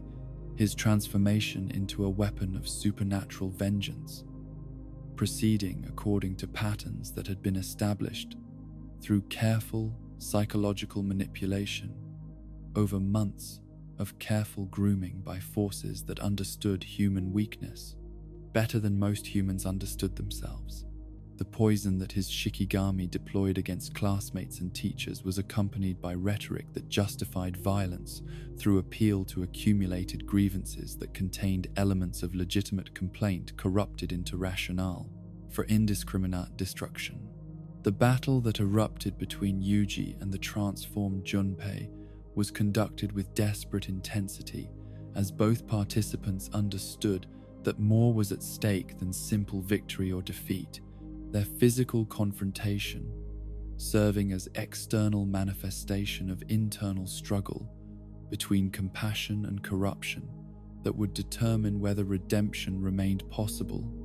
or tragedy had become inevitable. The immunity that Yuji possessed against Junpei's poison provided tactical advantage while serving as symbol of moral resistance to spiritual contamination that had claimed his opponent. The conversation that interrupted their combat provided final opportunity for reaching whatever remained of Junpei's original personality beneath the layers of supernatural influence and accumulated resentment. Yuji's appeal to their friendship and shared experiences, offering alternative to the path of destruction that had been so carefully prepared through months of patient manipulation.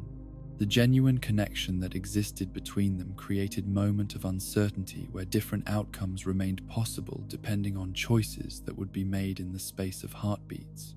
The appearance of Mahito marked the revelation of the true architect behind Junpei's corruption, the cursed spirit whose technique allowed direct manipulation of human souls, emerging to claim credit for the systematic destruction of everything that had made the teenager worth saving in the first place. The casual manner in which he described his methods revealed intelligence that found genuine pleasure in causing psychological as well as physical suffering, treating human consciousness as raw material for experiments in various forms of spiritual degradation. The transformation that Mahito imposed on Junpei as demonstration of his power was accomplished with scientific precision that emphasized the complete helplessness of human resistance against supernatural forces that operated according to principles beyond normal comprehension. The physical changes, serving as external manifestation of spiritual corruption that had been developing since their first contact months earlier. The speed and irreversibility of the process provided evidence of capabilities that challenged every assumption about the possibility of rescue or redemption once certain thresholds of influence had been exceeded. The attack that the transformed Junpei launched against Yuji was motivated not by personal animosity, but by complete rewriting of his fundamental nature through direct manipulation of soul structure. His original personality effectively destroyed and replaced with artificial consciousness designed to serve Mahito's purposes while retaining enough memory and emotional connection to make the betrayal maximally painful for everyone involved. The poison that accompanied this assault was both physical and spiritual, designed to cause suffering that transcended normal categories of injury or damage. The plea for Sukuna's assistance that emerged from Yuji's desperation was met with mockery that revealed the King of Curses' complete indifference to human suffering, while emphasizing that his power would never be deployed in service of values that he considered weakness disguised as virtue. The laughter that accompanied this refusal was designed to emphasize the futility of expecting supernatural assistance for problems that required human solutions, while the sadistic pleasure in watching Yuji's anguish demonstrated how thoroughly malevolent entities understood and exploited human emotional vulnerability. The death of Junpei occurred with agonizing slowness that allowed time for complete recognition of what was being lost while eliminating any possibility of intervention or rescue. His final moments characterized by awareness of what he had become and regret for choices that had seemed justified when viewed through the distorted perspective that Mahito's manipulation had created. The dissolution of his physical form was accompanied by spiritual destruction that eliminated even the possibility of afterlife, reconciliation, or peaceful rest. The rage that consumed Yuji following this ultimate demonstration of supernatural cruelty was unlike anything he had previously experienced. The combined impact of personal loss and moral outrage, creating emotional intensity that transcended normal categories of anger or hatred to become something approaching divine wrath, focused on elimination of evil that had revealed itself to be irredeemable through any means other than complete destruction. The transformation of grief into purpose provided clarity about objectives that no amount of rational analysis could have achieved. The surprise attack that he launched against Mahito was successful precisely because the cursed spirit had not anticipated that vessel of Sukuna would possess independent capability for causing significant damage to entities that existed beyond normal human reach. The blow landing with force enhanced by spiritual energy that had been focused through perfect understanding of moral necessity. The injury that resulted provided first evidence that Mahito was not invulnerable, despite his apparent superiority in raw power and supernatural capability. The explanation that Mahito provided for Yuji's ability to harm him revealed crucial information about the relationship between vessel and entity that had implications extending far beyond immediate tactical considerations.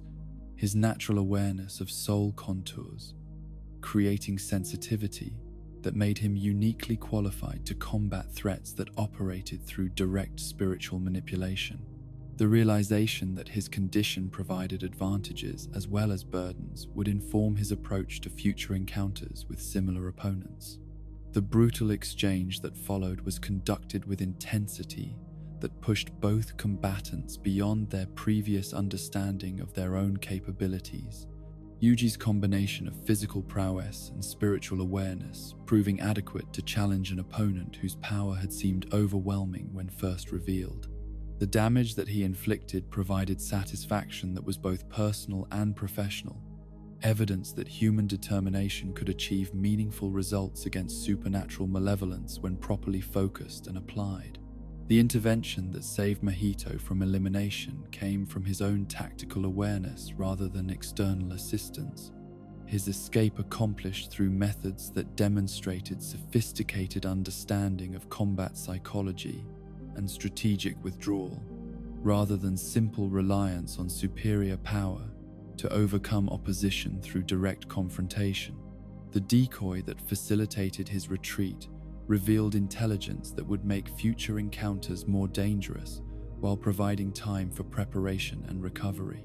The arrival of Nanami to assist in the battle marked escalation of their confrontation beyond what either individual combatant could have sustained indefinitely, the experienced sorcerer's techniques complementing Yuji's raw capability while providing tactical expertise that transformed their assault from desperate vengeance into professional elimination of confirmed threat to civilian safety. The coordination that emerged between them demonstrated how effective partnership could multiply individual capabilities while minimizing vulnerabilities that opponents might exploit. The domain expansion that Mahito deployed as final desperate measure created circumstances that tested every aspect of Yuji's developing abilities while providing education in highest levels of Jujutsu combat that no amount of academic instruction could have matched. The realm that surrounded them was manifestation of pure malevolence given architectural form,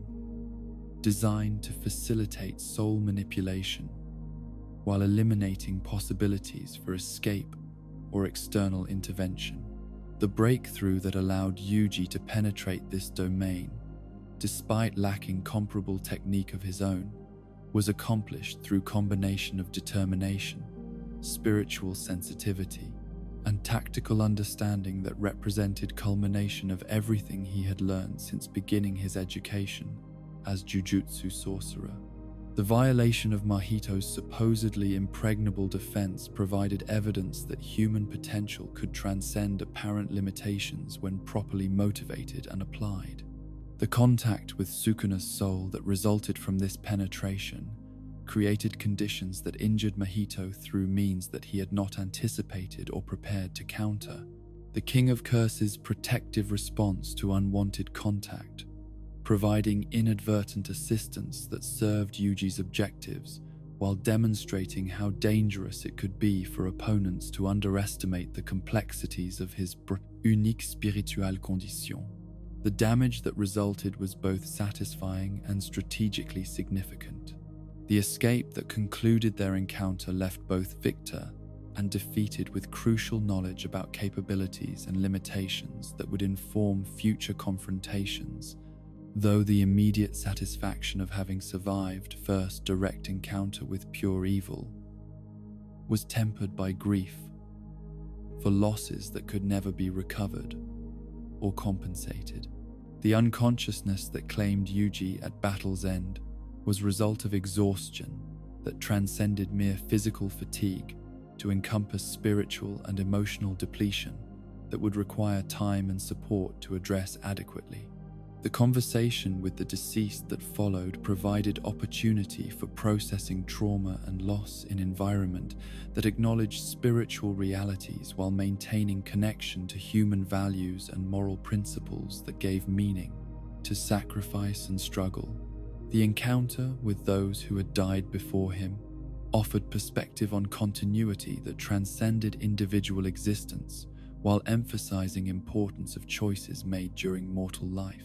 The discussion with Nanami about proper death that concluded this phase of his education provided philosophical framework for understanding how to approach mortality in profession where death was constant possibility and meaningful death was achievement worthy of respect rather than mere misfortune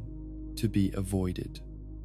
The wisdom that emerged from this conversation would inform his approach to future dangers, while helping him understand what it meant to live and die with honor in service of others. The promise to himself that he would not lose again until Mahito was permanently eliminated represented commitment that went beyond personal vengeance to encompass professional responsibility for preventing similar tragedies from befalling others who lacked his unique capabilities for resistance and retaliation. The determination that hardened during this period would sustain him through increasingly difficult challenges while keeping alive hope that human decency could ultimately prevail against supernatural malevolence through strength of will and clarity of purpose.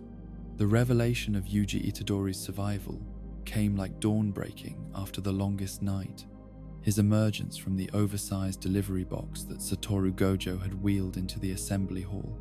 creating a moment of profound shock that rippled through the gathered students and faculty, with the force of earthquake tremors disturbing previously stable ground. The Kyoto Goodwill event that had been planned as routine competition between sister schools was transformed in an instant into something approaching resurrection celebration, though the complex emotions that greeted his return revealed how deeply his presumed death had affected everyone who had known him during his brief time as student and friend. The December afternoon that witnessed this dramatic reappearance was crisp with winter's promise. Sunlight streaming through the windows of the assembly hall to illuminate faces that reflected mixtures of joy, relief, anger, and confusion as they processed the implications of discovering that someone they had mourned was not only alive, but apparently healthy and ready to resume his education as if nothing extraordinary had occurred. The careful staging of his return demonstrated Satoru Gojo's understanding of theatrical impact and psychological effect. The dramatic reveal designed to create maximum emotional resonance while establishing new narrative about institutional decision-making and student welfare. The immediate reaction from Nobara Kujisaki was characteristic of her direct approach to interpersonal relationships. Her anger at being deceived about his fate, expressed through physical violence that masked deeper emotions of relief and affection that such deception had been necessary to preserve, rather than genuine fury at being excluded from knowledge about his survival. The punch that she delivered carried symbolic weight beyond its physical impact, serving as both rebuke for causing unnecessary grief and welcome back into community of friends who had feared they would never see him again. The apology that Yuji offered for maintaining the deception about his death was delivered with genuine remorse for the pain that his friends had experienced. Though his understanding of the strategic necessities that had required such secrecy was balanced against recognition that emotional damage had been inflicted on people whose welfare mattered more to him than abstract considerations of tactical advantage or institutional security. The careful explanation of circumstances that had made revelation impossible until this moment provided context without eliminating the legitimate grievances that his deception had created. The rules explanation that preceded the actual competition provided framework for understanding how the event would proceed while creating opportunities for tactical planning that would test not just individual capabilities but team, coordination, and strategic thinking under pressure from opponents, whose abilities and approaches represented unknown variables that could not be adequately prepared for through simulation or academic study. The complexity of objectives and scoring systems reflected Jujutsu education's emphasis on adaptability and creative problem-solving, rather than mere technical proficiency. The strategy session that the Tokyo students conducted in private revealed the dynamics that had developed among the first-year cohort during Yuji's absence. Their approaches to tactical planning, demonstrating growth in sophistication and mutual understanding that had been accelerated by shared trauma and the necessity of functioning without his participation in recent missions. The careful integration of his capabilities into their existing strategic framework showed how genuine friendship could adapt to changing circumstances while maintaining essential bonds of trust and mutual support. The inquiry that Megumi directed toward Yuji's well-being after their planning session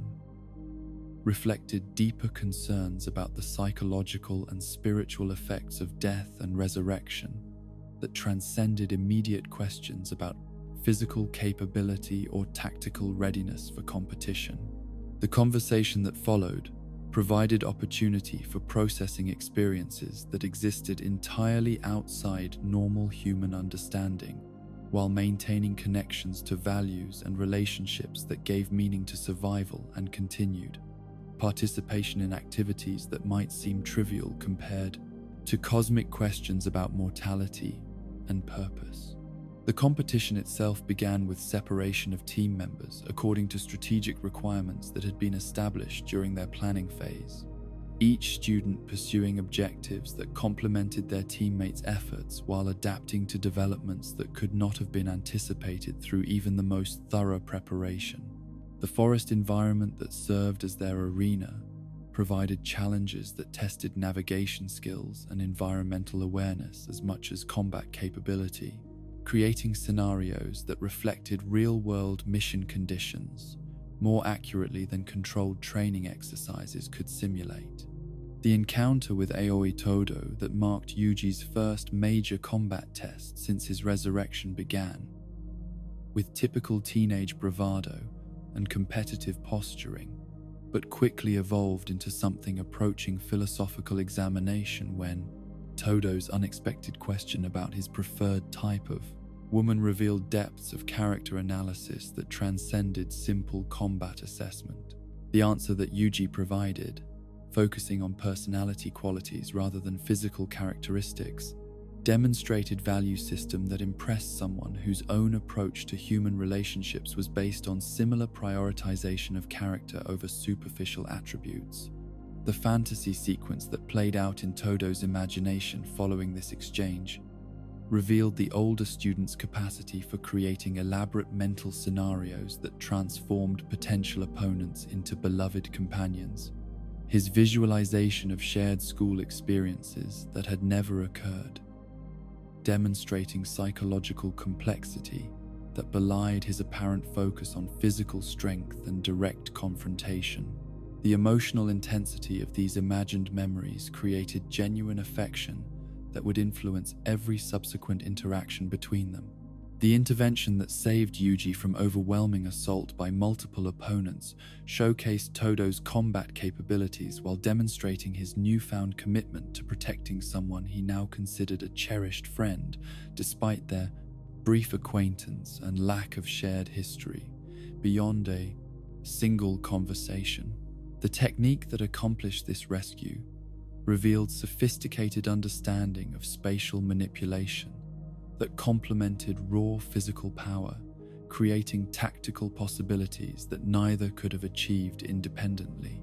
The analysis that Todo provided of Yuji's cursed energy flow patterns was delivered with expertise that reflected years of study and practical application. His identification of timing issues that had been limiting combat effectiveness, providing crucial insights that no amount of individual training could have revealed. The willingness to share such detailed tactical knowledge demonstrated genuine desire to help improve capabilities rather than mere intellectual showing off or competitive one-upmanship. The correction of these flow problems required conscious adjustment of techniques that had become habitual through repetition, the relearning process, demanding focus and adaptability that pushed Yuji's understanding of cursed energy manipulation toward new levels of sophistication,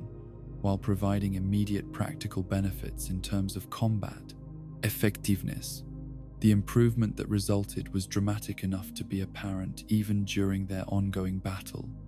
validation of Todo's analytical skills and teaching ability. The invasion that interrupted their competition marked escalation from academic exercise to life-threatening crisis, as external forces launched coordinated assault on both schools simultaneously. the appearance of the protective barrier around their location, indicating that hostile entities had planned this attack to maximize damage, while minimizing possibility of outside intervention. The sudden shift from friendly competition to desperate survival required immediate adaptation of tactics and objectives, while maintaining enough coordination to respond effectively to threats that exceeded anything their training had prepared them to handle. The appearance of Hanami among their attackers revealed the scope and seriousness of the threat they were facing. The special grade cursed spirit's presence indicating that whatever forces had orchestrated this assault possessed resources and capabilities that challenged the security measures that were supposed to protect educational institutions from exactly such attacks. The creature's plant-based abilities created environmental hazards that transformed familiar terrain into alien landscape designed to provide tactical advantages to supernatural opponents while disadvantaging human defenders. The decision to engage this overwhelming opponent directly, rather than seeking escape or waiting for adult supervision, represented conscious choice to prioritize protection of others over personal safety, though the tactical situation made clear that conventional retreat would likely prove impossible given the nature of their confinement and the apparent scope of the attack. The coordination that emerged between Yuji and Todo during this engagement demonstrated how quickly effective partnership could develop when circumstances demanded mutual reliance and shared commitment to survival. The black flash technique that Yuji achieved during their battle with Hanami represented breakthrough in his understanding of cursed energy manipulation that had been made possible through Todo's earlier instruction, combined with combat pressure that pushed his capabilities beyond previously established limits. The phenomenon itself was among the most advanced applications of Jujutsu technique, requiring perfect timing and energy control that most sorcerers never achieve despite years of dedicated training and study. The explanation that Todo provided about the significance of achieving Black Flash revealed how rare and difficult such accomplishment was, while contextualizing what it meant for Yuji's development as Jujutsu sorcerer, the experience providing insights into cursed energy flow and manipulation that would inform every subsequent technique he attempted to master. The pride that accompanied this achievement was balanced by understanding that individual capability meant nothing unless deployed effectively in service of protecting others. The coordinated assault that they launched against Hanami following this breakthrough demonstrated how individual growth could enhance team effectiveness when properly integrated with compatible fighting styles and tactical approaches. Their combination attacks, achieving results that neither could have accomplished alone, while maintaining defensive coordination that prevented their opponent from exploiting openings that might have emerged from less careful cooperation. The damage they inflicted provided evidence that even special-grade cursed spirits could be challenged effectively by determined opponents with adequate preparation and mutual support. The switch technique that Todo employed to create tactical advantages during their most desperate moments revealed the true sophistication of his abilities. Spatial manipulation that could alter positioning and create opportunities in ways that transformed apparent disadvantage into strategic asset. The application of this technique required understanding of battlefield geometry and timing that went far beyond simple physical prowess to encompass genuine tactical genius that complemented his considerable raw power. The series of black flash attacks that Yuji successfully executed against their increasingly desperate opponent represented the culmination of everything he had learned about cursed energy control and combat application, each successful technique building on previous achievements, while pushing his capabilities toward levels that would have seemed impossible just hours earlier. The accumulated damage from these perfectly timed assaults finally began to overwhelm even Hanami's considerable defensive capabilities and regenerative powers. The curse tool enhancement that Todo provided through his switching technique allowed Yuji to deliver finishing blow that would have been impossible through unaided human effort. The weapon's special properties, combining with his enhanced cursed energy output to create attack that transcended normal categories of physical damage to become something approaching spiritual annihilation. The coordination required for this final assault demonstrated how effective partnership could achieve results that exceeded the sum of individual capabilities. The intervention by Satoru Gojo that prevented Hanami's escape marked arrival of adult supervision that transformed their desperate survival battle into contained incident that could be resolved through overwhelming superior force. Though the satisfaction of their own achievement was not diminished by acknowledgement that their success had depended partially on circumstances beyond their control. The display of hollow purple technique that concluded the encounter provided education in highest levels of Jujutsu capability, while emphasizing how much room remained for continued growth and development. The reunion with their teammates that followed the resolution of immediate crisis provided opportunity for sharing experiences and processing trauma that had resulted from their first major combat against opponents whose power exceeded anything their previous training had prepared them to face. The conversation that emerged revealed how each member of their cohort had grown during the crisis, while reinforcing bonds of friendship and mutual support that had been strengthened rather than weakened by shared danger. The pursuit by Todo that followed these serious discussions provided comic relief that demonstrated how their relationship had evolved from potential antagonism to genuine affection. His enthusiasm for continued interaction, reflecting personal attachment that transcended simple respect for combat capability to encompass authentic fondness for Yuji's character and personality. The chase that ensued became running demonstration of improved athletic ability and tactical awareness. The baseball game that concluded the official competition provided return to normal academic activities while creating opportunity for friendly interaction between students from both schools. The relaxed atmosphere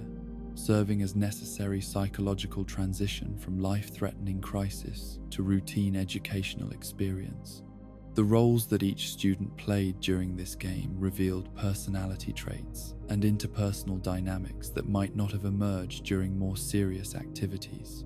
The conversation with Noritoshi Kamo that occurred during Yuji's turn as catcher provided glimpse into the older student's perspective on Jujutsu education and social responsibility,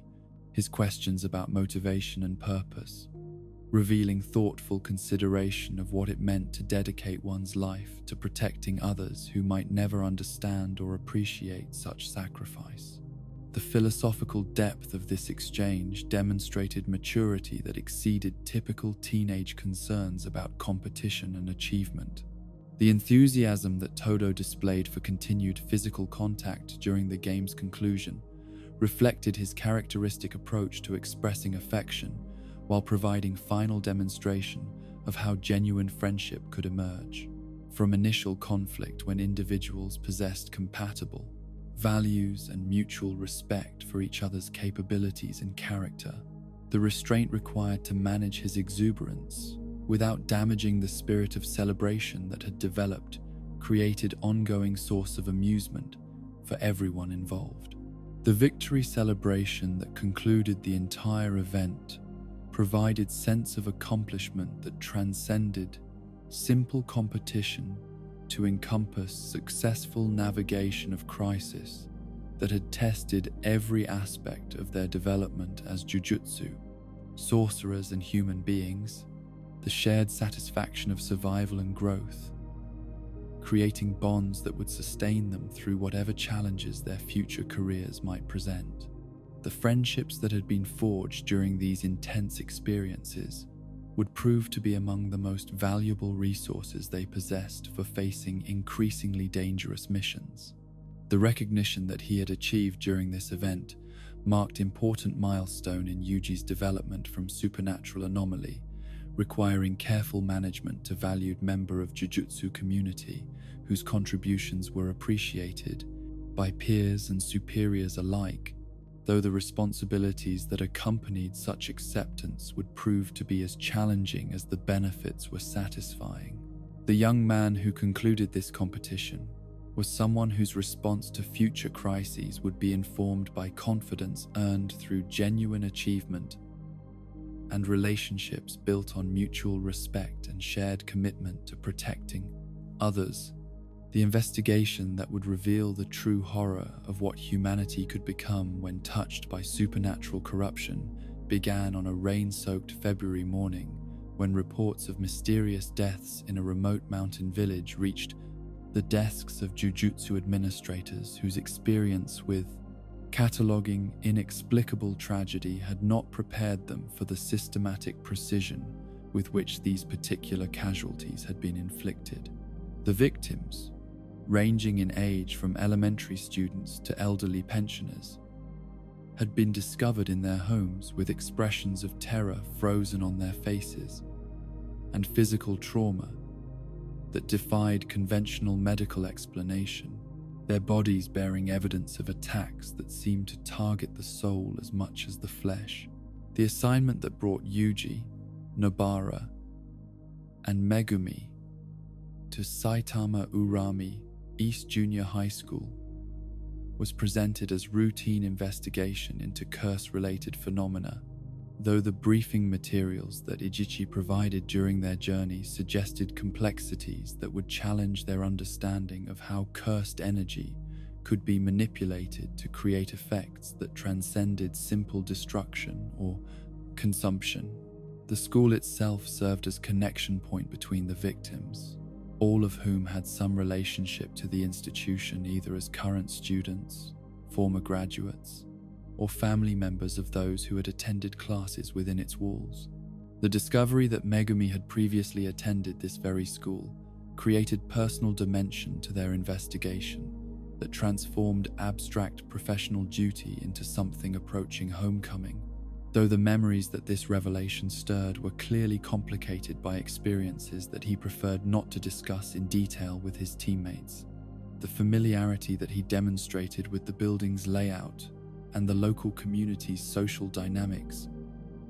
provided tactical advantages while adding emotional weight to their mission that made objective analysis more difficult to maintain. The interviews that they conducted with surviving students and faculty revealed patterns of behavior and supernatural manifestation that pointed toward the involvement of cursed objects rather than naturally occurring spirits. The systematic nature of the attacks suggesting intelligence and purpose that exceeded what random curse formation typically produced. The stories that emerged from these conversations painted a picture of community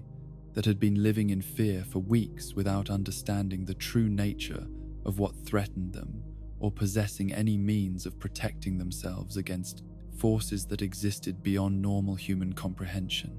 The investigation of the Yachi Bridge that had been mentioned in several witness accounts led them to location where spiritual pressure was concentrated with unusual intensity. The accumulated negative emotions from decades of suicides and accidents creating environment that would attract cursed spirits while providing ideal conditions for more dangerous entities to establish territorial claims. The bridge itself was unremarkable in its physical construction,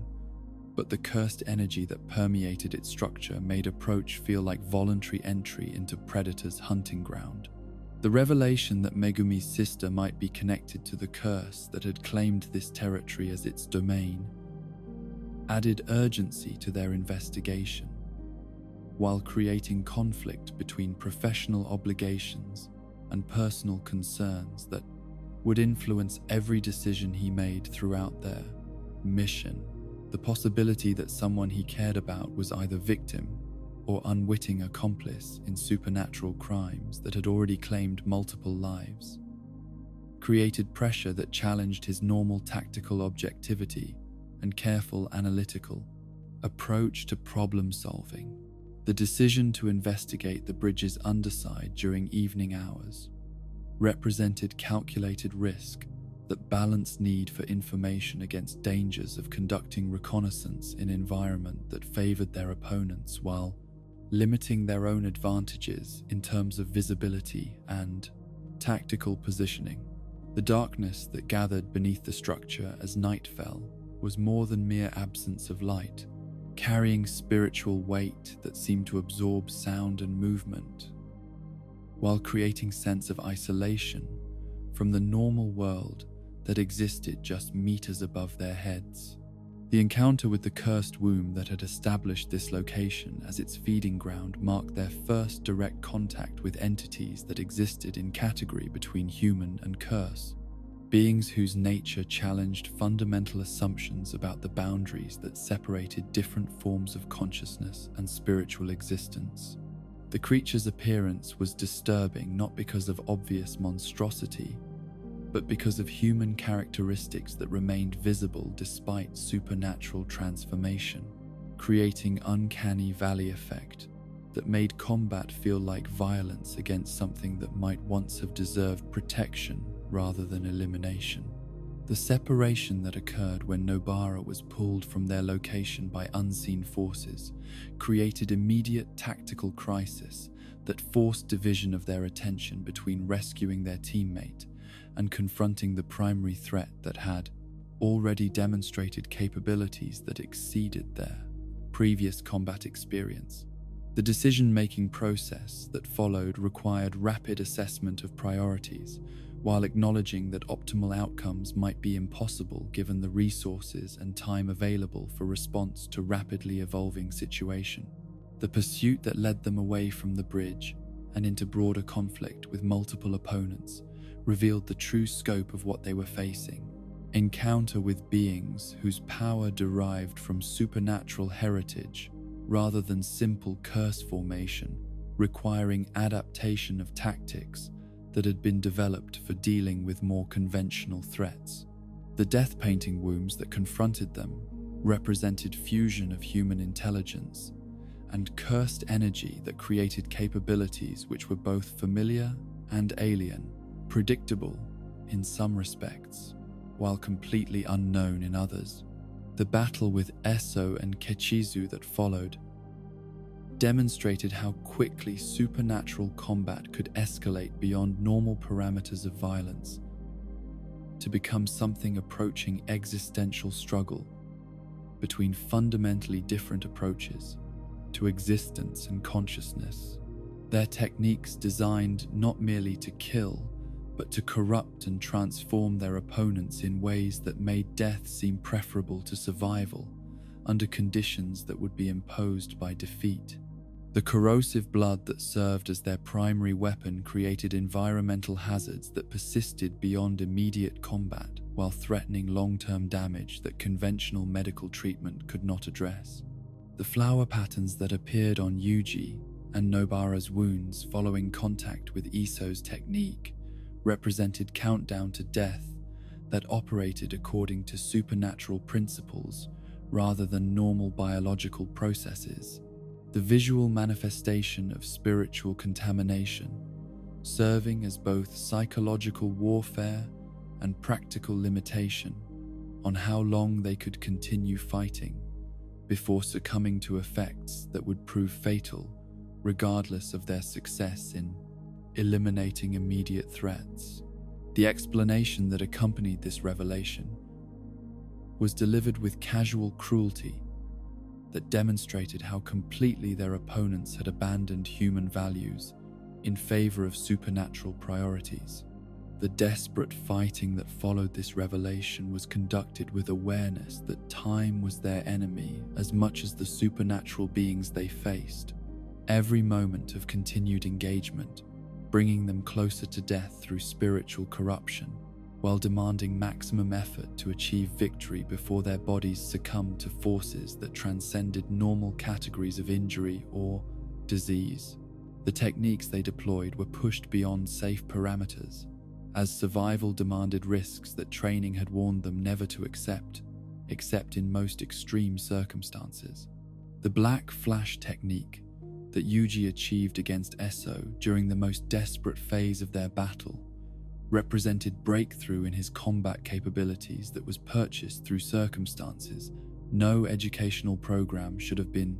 required to provide. The perfect timing and energy control necessary for such achievement, emerging from combination of life-threatening pressure and accumulated training that had prepared his body and mind to transcend previous limitations when survival demanded such transcendence. The damage that resulted exceeded what normal physical attack could have accomplished. The death of Kichizu that preceded his brother's elimination was conducted with efficiency that prioritized tactical necessity over any consideration for the human characteristics that remained visible despite supernatural transformation, though the grief that Eso displayed at this loss revealed emotional depth that complicated simple categorization of these beings as mere monsters, deserving elimination without moral consideration. The tears that accompanied his rage demonstrated capacity for genuine affection that existed alongside willingness to commit atrocities against innocent people. The final elimination of Eso was accomplished through coordination between Yuji and Nobara that demonstrated how effective partnership could overcome individual limitations while creating opportunities that neither could have achieved alone, their combined techniques achieving decisive result that ended immediate threat while providing resolution to spiritual contamination that had been threatening their lives. The satisfaction that accompanied this victory was complicated by recognition of what they had been forced to do and whom they had been forced to destroy. The reunion with Megumi that concluded their mission provided opportunity for processing experiences that had challenged every assumption they possessed about the nature of good and evil. The discovery that their opponents had been created rather than born, raising questions about responsibility and justice that conventional moral education had not prepared them to address adequately. The conversation that followed revealed how each member of their team had been affected by encounters with beings whose existence challenged fundamental categories of identity and moral consideration. The decision about what to do with Sukuna's finger that had been recovered during their mission created immediate practical crisis when the cursed object was consumed by mouth that appeared on Yuji's palm without conscious intention or control on his part. The King of Curses' casual appropriation of additional power, serving as reminder that their partnership was based on temporary convenience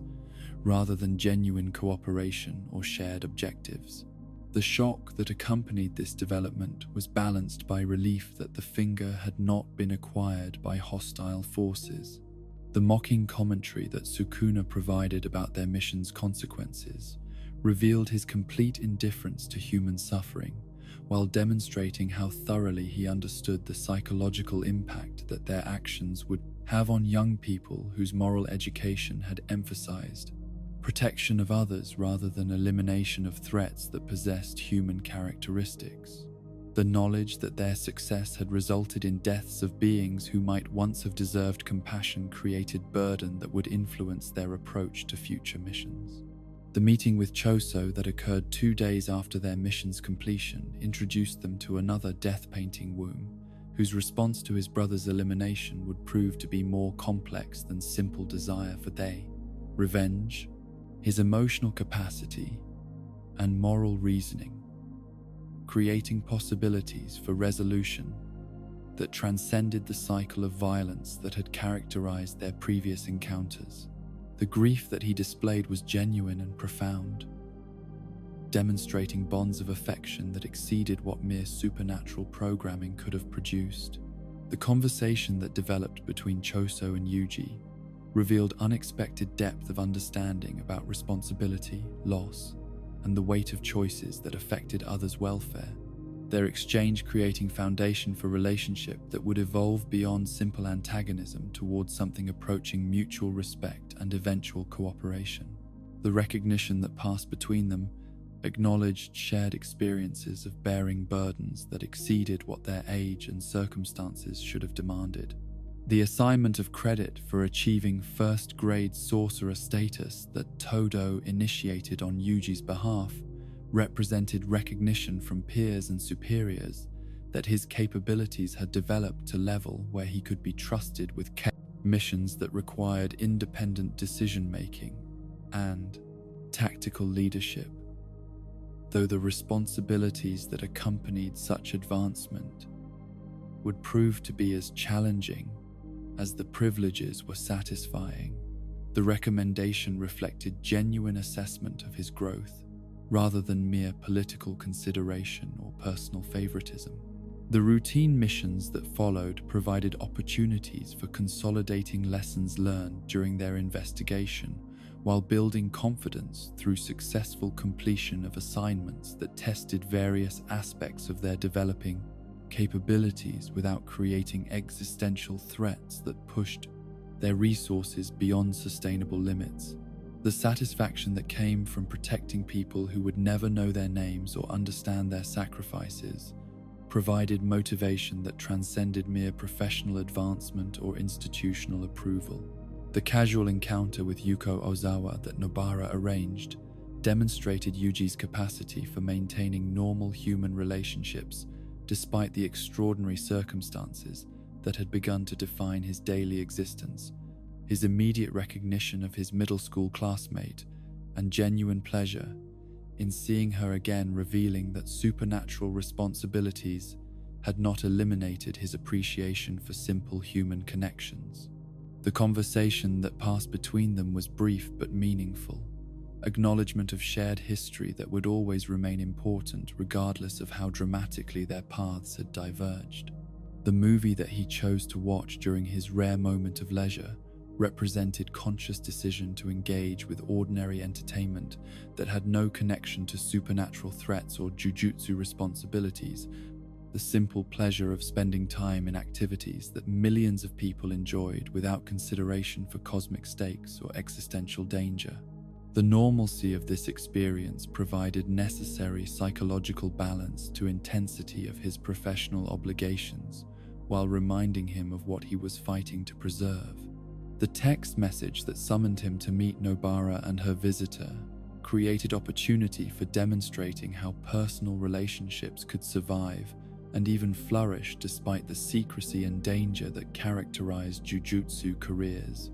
Though the careful management required to maintain such connections while protecting civilian friends from knowledge that could prove dangerous created ongoing tension between desire for authenticity and need for operational security. The speed with which he responded to this invitation reflected priorities that placed friendship above convenience or personal comfort.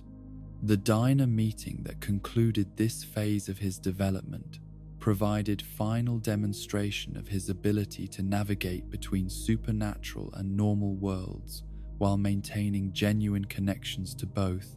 His interaction with Yuko revealing character traits and values that remained constant despite everything he had experienced since leaving ordinary high school existence behind. The warmth of their brief reunion served as a reminder that some aspects of human experience transcended the extraordinary circumstances that had begun to define his daily reality.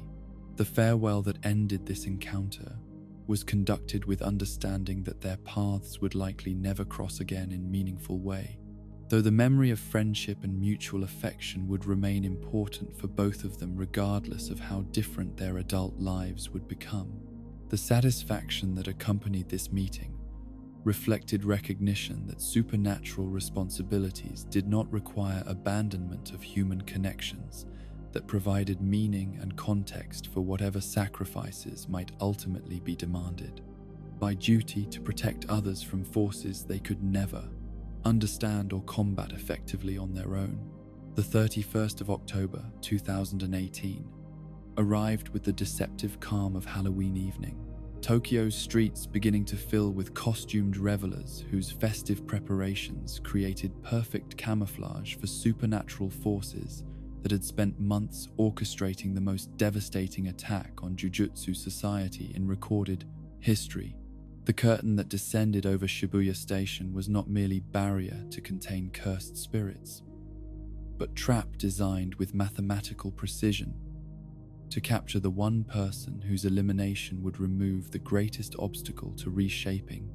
Japan's spiritual landscape according to ancient, malevolent design that had been centuries in the making. The separation of forces that preceded the evening's catastrophic events had scattered Jujutsu Society's most capable defenders across multiple locations, each assignment appearing routine until viewed as components of larger strategic picture that revealed how thoroughly their opponents understood institutional patterns and individual psychology. Yuji found himself stationed at Ayama Cemetery alongside Meimei and Uiyui, assignment that seemed to acknowledge his growing capabilities, while keeping him away from most dangerous areas where his unique condition might create complications that could not be adequately managed by available supervision. The news of Gojo Satoru's sealing reached them through communication networks that had been carefully monitored and manipulated by hostile forces. The revelation that humanity's strongest protector had been removed from active participation, transforming every tactical calculation and strategic assumption that had governed Jujutsu Society's approach to crisis management. The implications of this development extended far beyond immediate operational concerns to encompass fundamental questions about whether civilization could survive without the deterrent effect that his presence had provided for over a decade. The curtain that appeared at Meiji Jingumei Station created secondary crisis that demanded immediate response while resources were already stretched beyond capacity by primary emergency.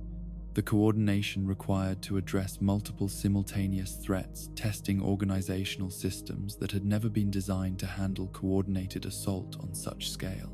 The appearance of transfigured humans between the barrier layers provided evidence that Mahito was directly involved in orchestrating events, his presence adding personal dimension to crisis that already carried stakes beyond anything Yuji had previously faced.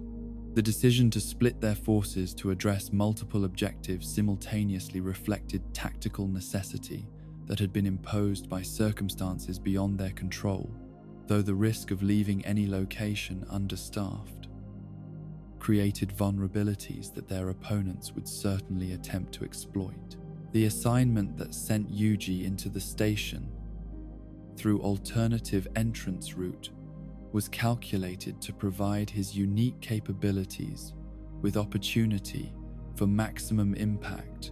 while minimizing exposure to situations that might trigger unwanted manifestations of Sukuna's consciousness. The cursed spirit that greeted him within the station's transformed interior was unlike the mindless entities he had encountered during previous missions.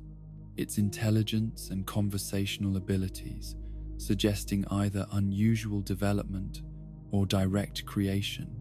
by forces that understood how psychological warfare could be more devastating than simple physical violence. The creature's casual discussion of how humans tasted after Mahito's transformations revealed sadistic sophistication that made elimination both tactically necessary and personally satisfying.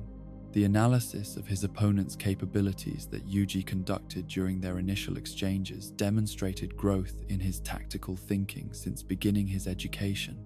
his ability to identify and exploit weaknesses while managing his own limitations, reflecting accumulated experience and improved understanding of how supernatural combat differed from conventional fighting. The grasshopper characteristics that he correctly identified provided key insights into how the creature's techniques functioned,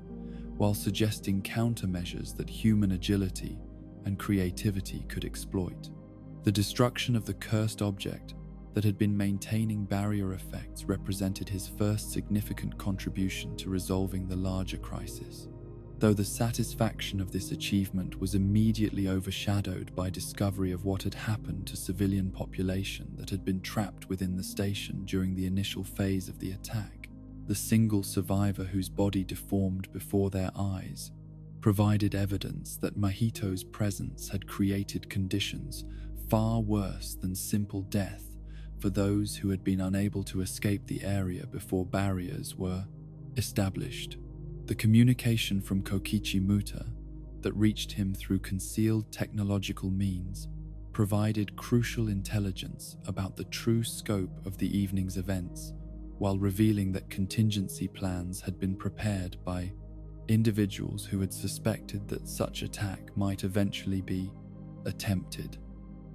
The voice that spoke through modified equipment carried authority that demanded attention, despite coming from source that official channels would have considered unreliable or compromised.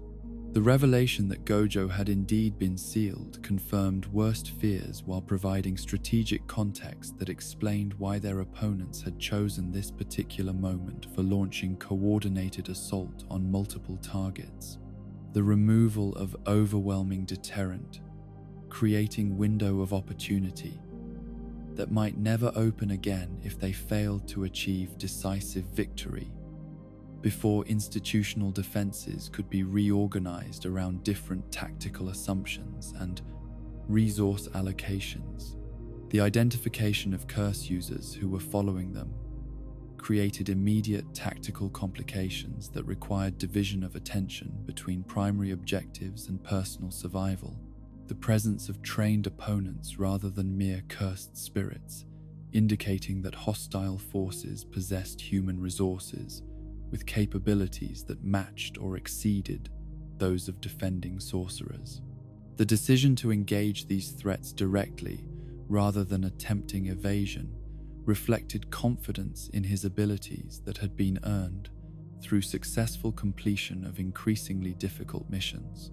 The coordination with Mei Mei and Ui Yui that allowed him to bypass enemy surveillance and reach street level demonstrated how effective teamwork could create opportunities that individual action could never achieve. Their combined capabilities overcoming obstacles that would have prevented any single person from reaching position where meaningful intervention became possible. The trust that this coordination required had been built through shared danger and mutual respect earned during previous operations. The journey through Shibuya's chaos-filled streets provided first-hand observation of civilian impact from supernatural crisis that normally remained hidden from public awareness. The transformation of familiar urban environment into battlefield, where ordinary people became casualties in conflict they could neither understand nor influence. The mutated humans that attacked innocent bystanders created moral imperatives that conflicted with strategic objectives, forcing choices between immediate rescue operations and longer-term mission success. The intelligence that Kokichi continued to provide through their improvised communication network revealed tactical picture that encompassed entire district rather than isolated incidents. His analysis of enemy movements and capabilities providing foundation for coordinated response that might prevent total catastrophe despite overwhelming initial disadvantages. The sacrifice that had made such intelligence possible added weight to information that had been purchased through blood and suffering. The encounter with curse users who had been specifically assigned to prevent his progress toward Gojo's location demonstrated how thoroughly their opponents understood individual capabilities and psychological motivations, their techniques designed to exploit known weaknesses while preventing deployment of his most effective countermeasures. The battle that followed tested every aspect of his development as combatant, while providing education in how supernatural conflict differed from academic exercises or controlled training scenarios. The screen that prevented direct approach to his destination created final obstacle that required creative solution rather than simple application of overwhelming force. The barrier's properties designed to channel attackers through predetermined routes where defensive measures could be most effectively deployed. The decision to find alternative approach rather than attempting direct assault reflected tactical maturity that prioritized mission success over personal satisfaction or dramatic gesture. The assignment to deal with curtain anchors,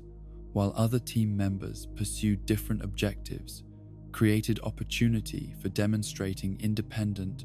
operational capability while contributing meaningfully to collective effort that required coordination across multiple simultaneous engagements. The cooperation with Megumi and Takuma Ino that followed their rendezvous provided balance between individual initiative and team coordination that had been developing throughout their shared training and mission experience. The battle with Awasaka that dominated the central portion of their assault on the curtain positions revealed how dramatically supernatural combat could escalate when opponents possessed techniques that neutralized conventional approaches to problem-solving. His invulnerability, creating tactical puzzle that required innovation rather than mere application of superior force or technique mastery. The solution that emerged from their coordinated analysis demonstrated how collective intelligence could overcome individual limitations.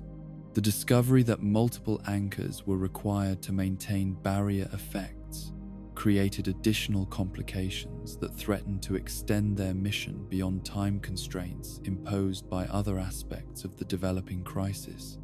The need to locate and destroy all relevant cursed objects simultaneously,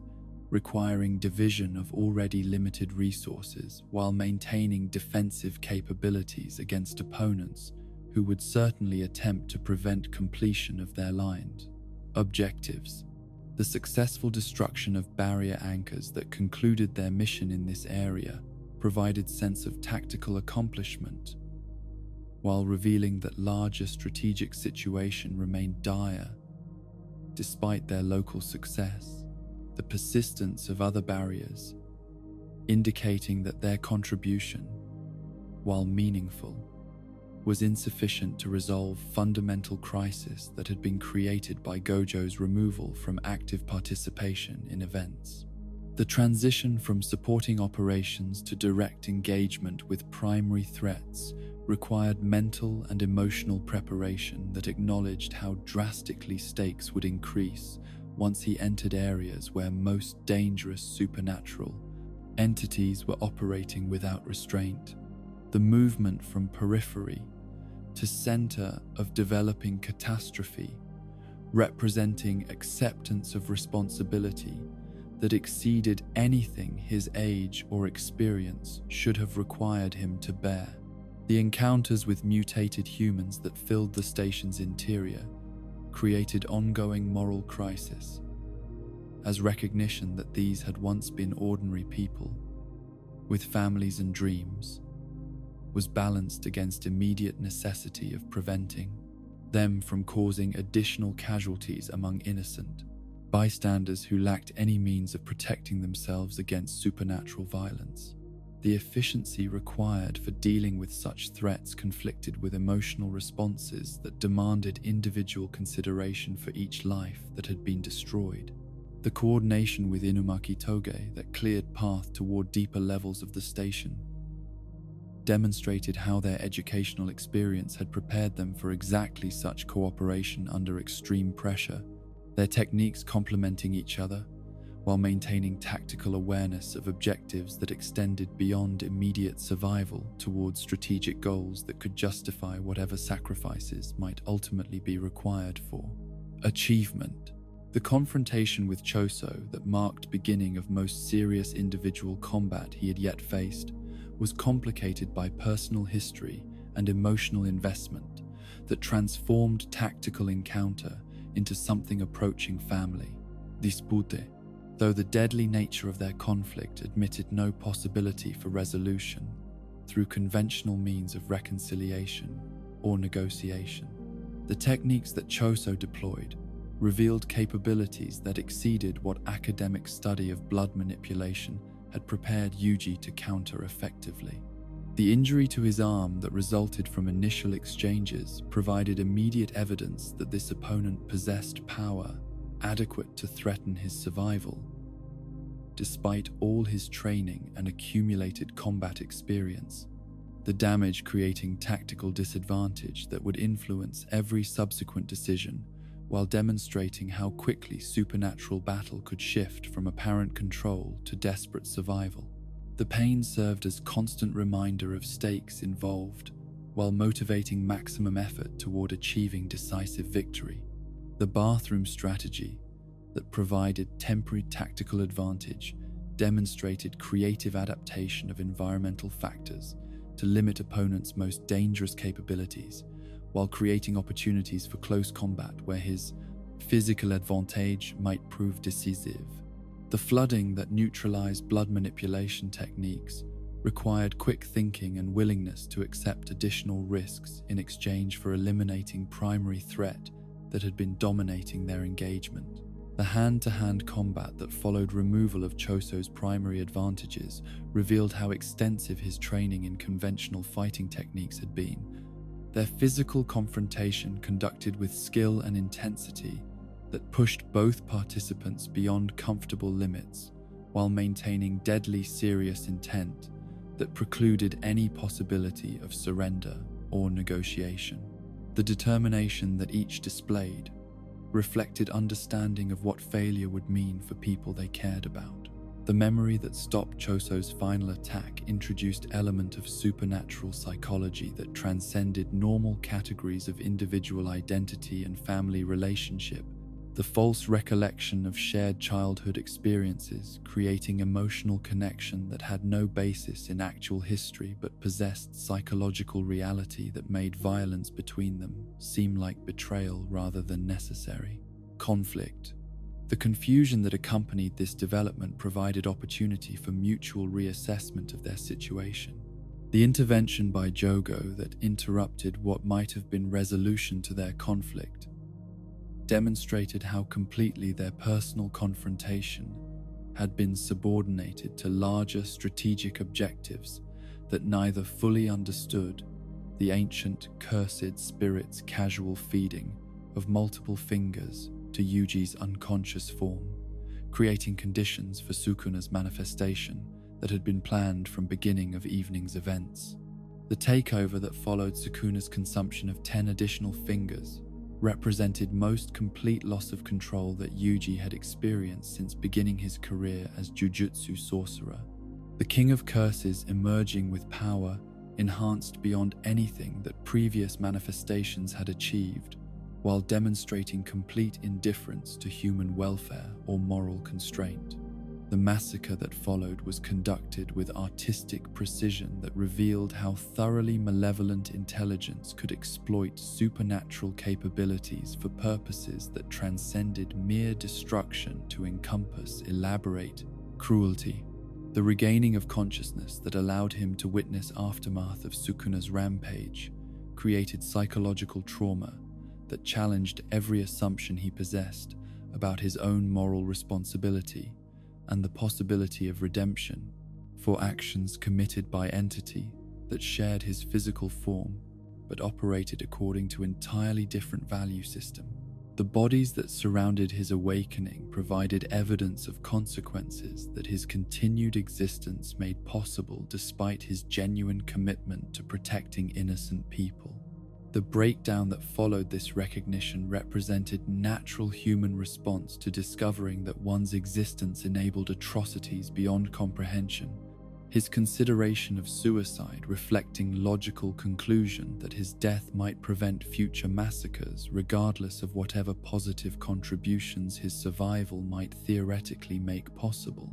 The memory of his grandfather's words about dying surrounded by people provided alternative framework for processing moral crisis that threatened to destroy his will to continue living. The decision to continue fighting despite overwhelming guilt and self-doubt demonstrated strength of character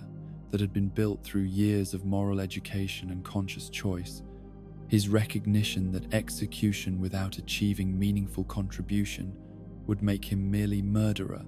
rather than tragic hero, providing motivation to persevere through psychological pain that threatened to overwhelm his capacity for fake, rational decision-making.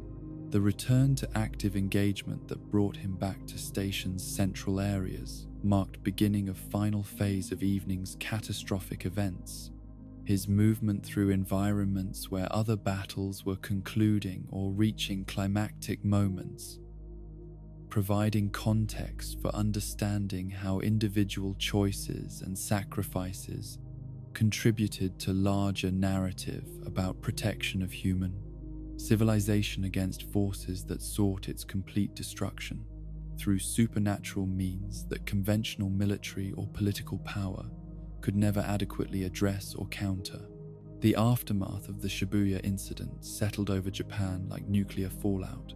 invisible radiation of trauma and loss, permeating every aspect of Jujutsu society, while the broader world struggled to comprehend catastrophic events that had been carefully hidden from public awareness, despite their scope and devastating impact on civilian populations. The psychological weight that pressed down on Yuji Itadori during the weeks that followed transcended normal categories of guilt or remorse to become something approaching spiritual annihilation. The knowledge that his body had served as instrument for massacre of innocent people, creating internal darkness that no amount of rational analysis or emotional support seemed capable of illuminating. The official casualty reports that filtered through administrative channels provided clinical documentation of human cost that accompanied Sukuna's brief period of unrestricted activity, numbers and statistics that transformed individual tragedies into data points, while failing to capture the reality of families destroyed and lives ended for no purpose beyond supernatural entities' entertainment and casual malevolence. The precision with which these deaths had been inflicted made them more horrifying than random destruction would have been. Evidence of intelligence devoted entirely to maximizing suffering while demonstrating complete contempt for human dignity or worth. The isolation that Yuji imposed upon himself in the days following these revelations was not strategic withdrawal, designed to protect others from physical danger, but psychological retreat from human contact that had become unbearable when filtered through awareness of what his continued existence made possible. The apartment where he sequestered himself became prison cell, whose bars were constructed from self-recrimination and whose walls were decorated with memories of faces that would never again experience joy or sorrow, because the king of curses had found their deaths amusing enough to pursue with artistic dedication. The contemplation of suicide that occupied his thoughts during this period was not dramatic gesture or cry for help, but logical analysis of moral mathematics that seemed to demonstrate clearly how his death would prevent future atrocities, while providing appropriate punishment for his role in enabling past massacres. The methods he considered were evaluated with same careful attention to practical details that had characterized his approach to Jujutsu missions, though the ultimate objective had shifted from protecting others to protecting them from himself. The appearance of Choso during one of these darkest moments provided intervention that came from unexpected source, the former enemy whose presence should have triggered immediate combat, instead offering companionship that transcended normal categories of alliance or opposition. The memories that had prevented their final battle created foundation for relationship that neither fully understood but both recognized as genuine connection based on shared experience of bearing responsibility for consequences that exceeded individual capability to prevent or control. The conversation that developed between them revealed how completely Choso's perspective on family relationships differed from conventional human understanding. His explanation that forgiveness was an irrelevant concept when applied to bonds between brothers, providing framework for processing guilt that conventional therapeutic approaches had failed to address. The simplicity of his acceptance created space for healing that elaborate philosophical arguments about moral responsibility could never have achieved. The hunting expedition that they undertook together served dual purpose of eliminating remaining cursed spirits from Shibuya area while providing structured activity that required focus and cooperation rather than introspective analysis of past failures and future risks. The efficiency with which they coordinated their efforts demonstrated how naturally their capabilities complemented each other. Despite their different origins and approaches to supernatural combat, the encounter with Naoya Zenin that interrupted their operations introduced new threat that revealed how political complications from Gojo's sealing were beginning to manifest in concrete dangers for everyone associated with his previous protection and influence. The arrogance that characterized Naoya's approach to their confrontation reflected broader institutional attitudes about power, relationships, and hierarchical authority that had been temporarily suspended during crisis, but were now reasserting themselves with potentially catastrophic consequences.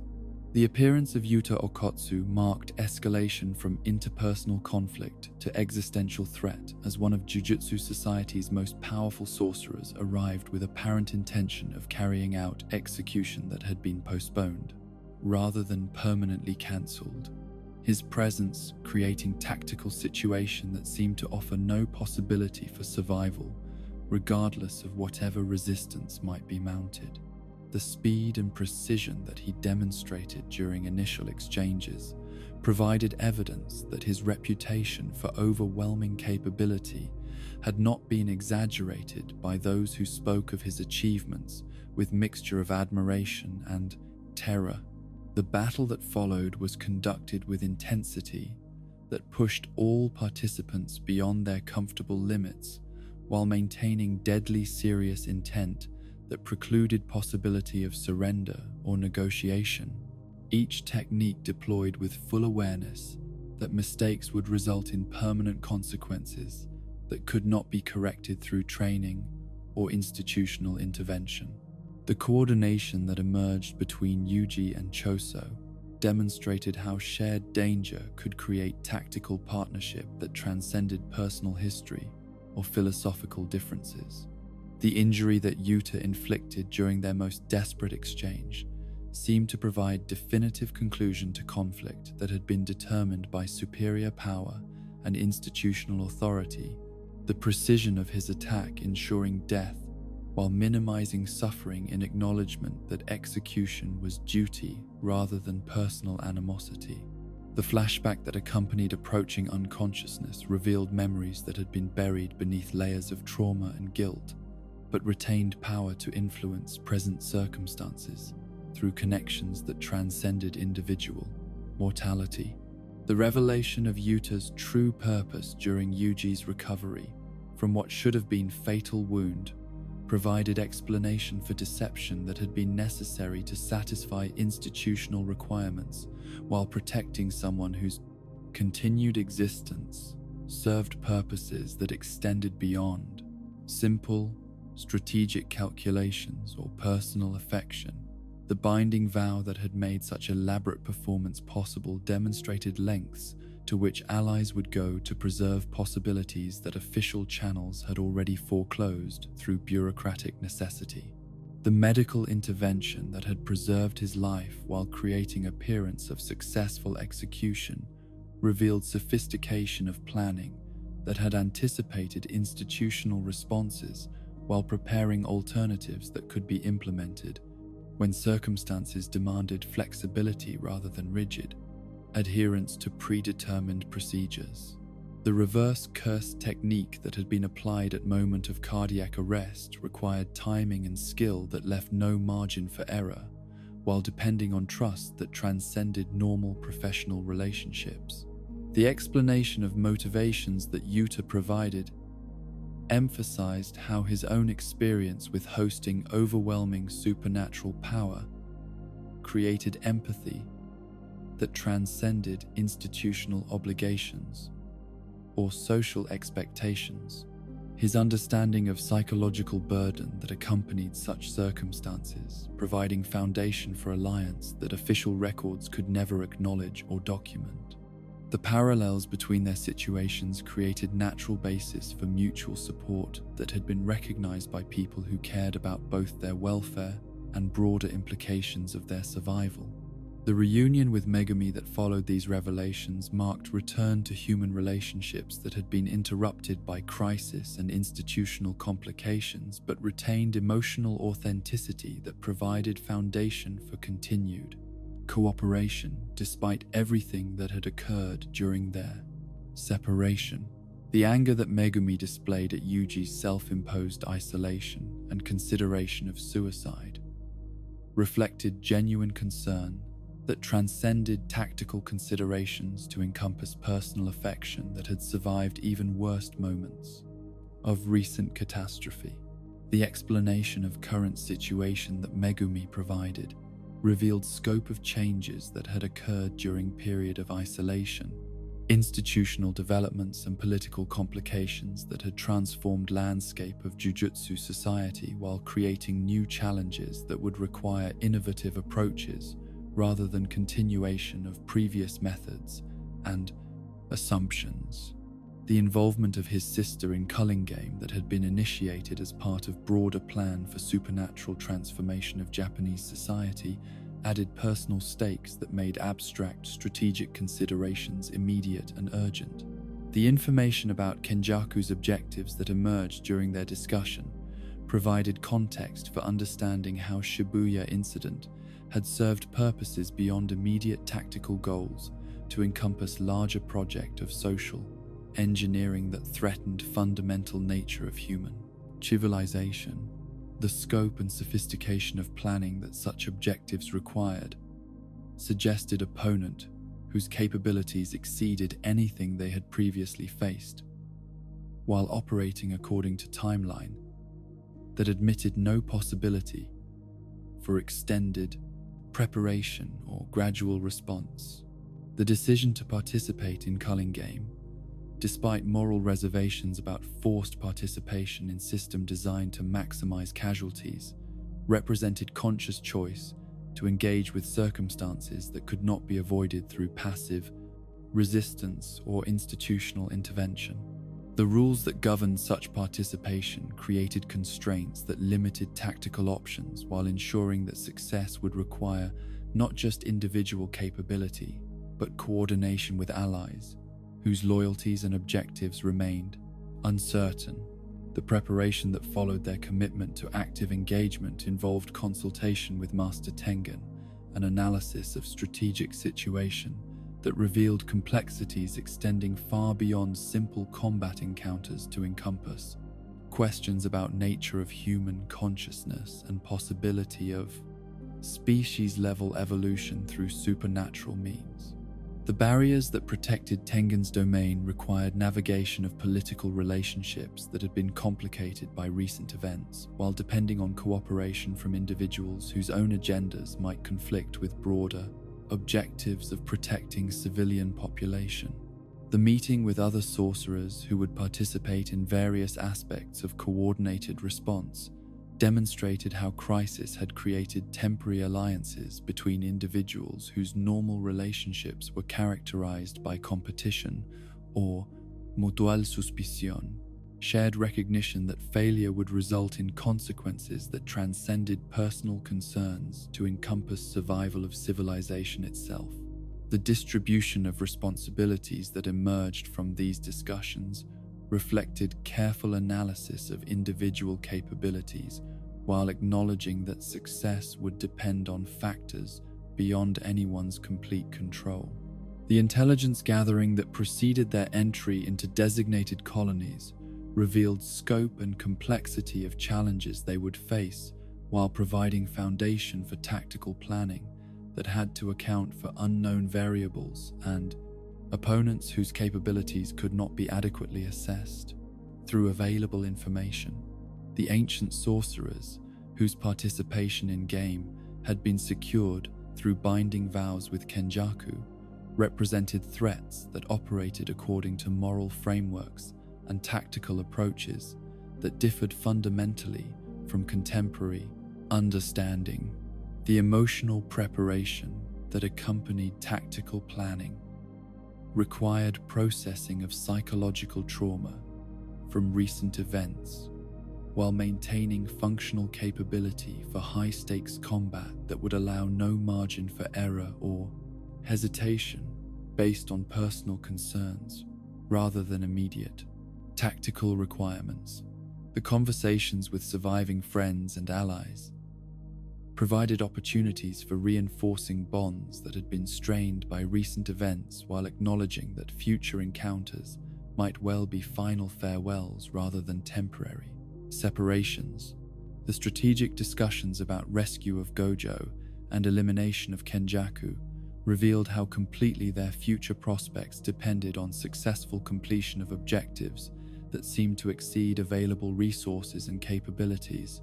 though alternatives to direct engagement appeared even more likely to result in catastrophic failure. The timeline constraints imposed by game mechanics created urgency that prevented extended preparation while demanding immediate action based on incomplete information and uncertain alliance structures. The psychological framework that emerged from this period of preparation was characterized by acceptance of mortality and commitment to meaningful contribution rather than simple survival, recognition that circumstances had evolved beyond point where individual welfare could be prioritized over collective necessity. The peace that accompanied such acceptance provided foundation for clear decision-making under pressure, while eliminating emotional conflicts that might otherwise have compromised tactical effectiveness. The final conversations with Choso, before beginning active participation in culling game, emphasized how much their relationship had evolved from initial antagonism through shared trauma toward genuine fraternal bond that transcended supernatural circumstances and institutional complications. The support that he provided was based on understanding that extended beyond tactical cooperation to encompass recognition of shared burden and mutual commitment to protecting people who lacked capability for protecting themselves. The departure from temporary safety toward active engagement with forces that threatened not just individual survival, but continuation of human civilization as recognizable entity represented culmination of journey that had begun with simple desire to help friends and evolved through exposure to supernatural realities toward acceptance of responsibility for outcomes that would affect millions of people who would never know his name or understand nature of sacrifices made on their behalf. The young man who entered culling game was someone whose response to impossible circumstances had been shaped by experiences that no educational system could have provided, and relationships that had been forged through shared trauma and mutual recognition of moral obligation that transcended personal preference or institutional authority. The foundation that had been built through conscious choice and emotional growth would prove strong enough to support him through challenges that would test every aspect of character that had been developed through love, loss, and determination to remain fundamentally human, despite hosting absolute evil and witnessing consequences that challenged faith in possibility of justice or meaning in universe that permitted such suffering to exist. The barriers that enclosed Tokyo Colony No. 1 rose like invisible walls against the grey November sky, their supernatural boundaries marking territories where ancient rules had been suspended in favor of deadly games that treated human consciousness as currency and survival, as entertainment for forces that viewed mortality as amusing spectacle rather than profound tragedy. The entrance that Yuji and Megumi approached together carried weight of finality that neither acknowledged aloud but both understood with clarity that made their casual conversation about tactical preparations feel like whistling past graveyards where their own bodies might soon rest. The Kogane that appeared to greet potential participants spoke with bureaucratic precision that transformed registration for life or death competition into administrative procedure. Its cheerful demeanor creating unsettling contrast with implications of choices being offered to young men whose alternative to participation was execution by supernatural forces that operated beyond reach of conventional law or moral consideration. The rules explanation that followed was delivered with same enthusiasm that might characterize description of carnival games, rather than system designed to maximize casualties while serving larger purpose of species-level transformation. The separation that occurred immediately upon crossing the barrier threshold created first tactical challenge as Yuji found himself alone in an environment that had been designed to isolate participants while forcing encounters that would come and test individual capability rather than coordinated team tactics. The Tokyo skyline that surrounded his landing point was familiar in its broad outlines but transformed by supernatural presence that made navigation feel like exploring fever dream version of geography he had known since childhood. The building where he first took shelter provided vantage point for observing other participants while analyzing tactical situation that seemed to offer few advantages and numerous potential threats. His elevated position, revealing movements and energy signatures that suggested presence of players whose capabilities exceeded what academic preparation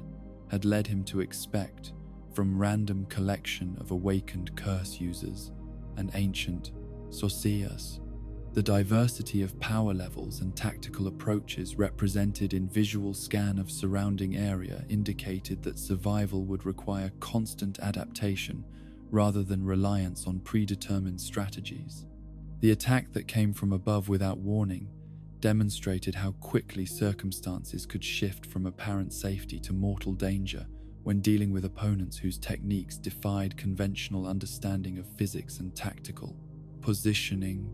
The aerial assault, forcing immediate combat response, while providing education in how culling game rules affected battlefield dynamics and participant behavior.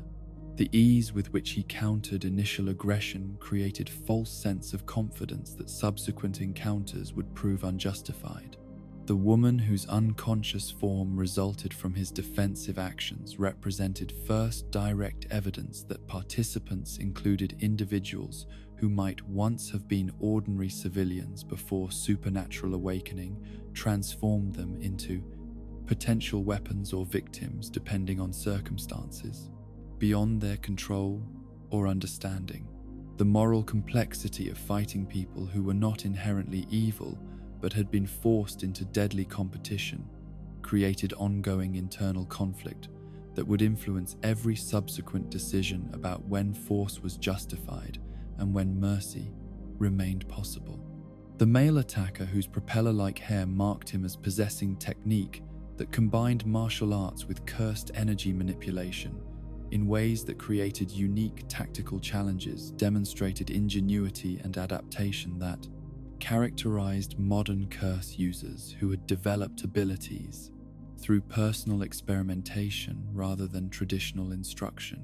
The creativity that such self-taught approaches produced required constant reassessment of assumptions about how supernatural combat should proceed when facing opponents whose methods had no historical precedent. The indoor battle that followed his tactical withdrawal revealed how environmental factors could be manipulated to create advantages that neutralized opponents' primary strengths, while exploiting weaknesses that might not have been apparent during conventional outdoor engagement. The building's architecture provided opportunities for tactical positioning that transformed what might have been straightforward contest of power into puzzle, requiring analysis and creative problem-solving under pressure. The information about Hiromi Higuruma that he obtained from Haba following successful resolution of initial encounters provided first concrete lead about target, whose cooperation would be essential for achieving strategic objectives that extended beyond simple survival toward meaningful contribution to larger effort of preventing supernatural transformation of Japanese society. The reputation that preceded Higuruma's introduction suggested individual whose capabilities and moral framework might make negotiation possible despite general assumption that culling game participants would be motivated primarily by self-preservation. The theater that served as Higuruma's base of operations reflected personality that valued comfort and aesthetic consideration, even in circumstances that most people would consider purely utilitarian. His transformation of what should have been fortress into something, approaching artist's retreat, providing insights into psychological makeup that suggested approaches to negotiation might be possible. The casual manner in which he received visitors indicated confidence in his ability to handle potential threats without requiring constant defensive preparation. The bathtub conference that marked their initial negotiation was conducted with surreal mixture of formality and absurdity that characterized Higuruma's approach to most interpersonal interactions. His explanation of fees for legal consultation, serving as introduction to worldview that found humor and meaning in systematic application of rules and procedures, even when such applications seemed inappropriate for circumstances. The joke about money-grubbing lawyers provided insight into self-awareness that suggested genuine intelligence rather than mere eccentricity. The refusal that met Yuji's request for cooperation was delivered with philosophical sophistication that revealed depths of consideration about nature of justice and law, that challenged assumptions about what motivated participation in deadly competition. Higuruma's explanation of his objectives demonstrating commitment to abstract principles that transcended immediate concerns about survival or strategic advantage. The recognition that someone could find meaning in culling game's rule structure rather than viewing it as arbitrary constraint created new category of opponent whose motivations could not be predicted through conventional analysis. The domain expansion that transformed their negotiation into formal legal proceeding represented most unusual manifestation of Jujutsu technique that Yuji had encountered. The creation of courtroom environment where physical violence was prohibited in favor of intellectual combat, governed by procedural rules that had been given supernatural enforcement through binding vows. The judge that emerged to oversee proceedings possessed authority that transcended normal categories of cursed spirit or shikigami to become something approaching divine arbiter. The trial that followed tested Yuji's ability to navigate legal framework while under pressure from accusations that were technically accurate but morally complicated,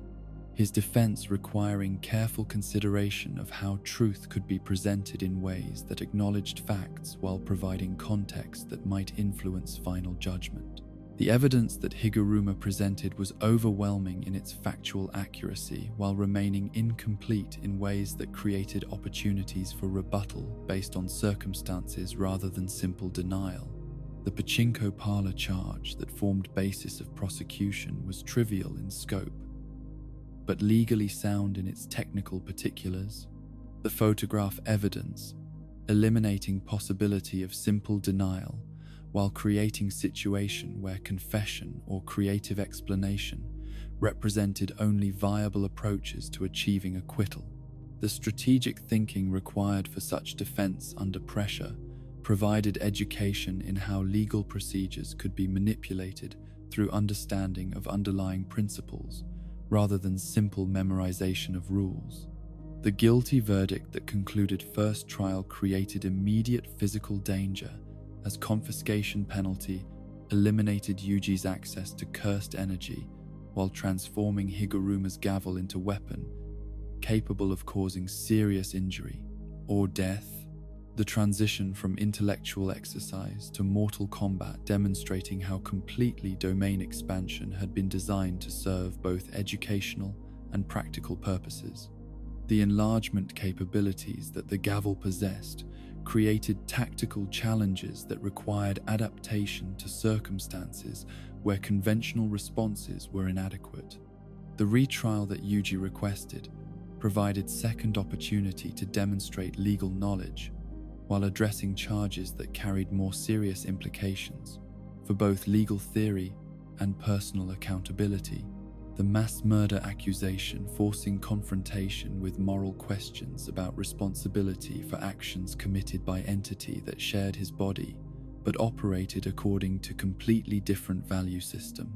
The confession that he offered represented acceptance of facts while challenging legal frameworks that failed to account for supernatural possession and involuntary control. The defense that emerged from detailed analysis of legal principles governing mental competence and criminal responsibility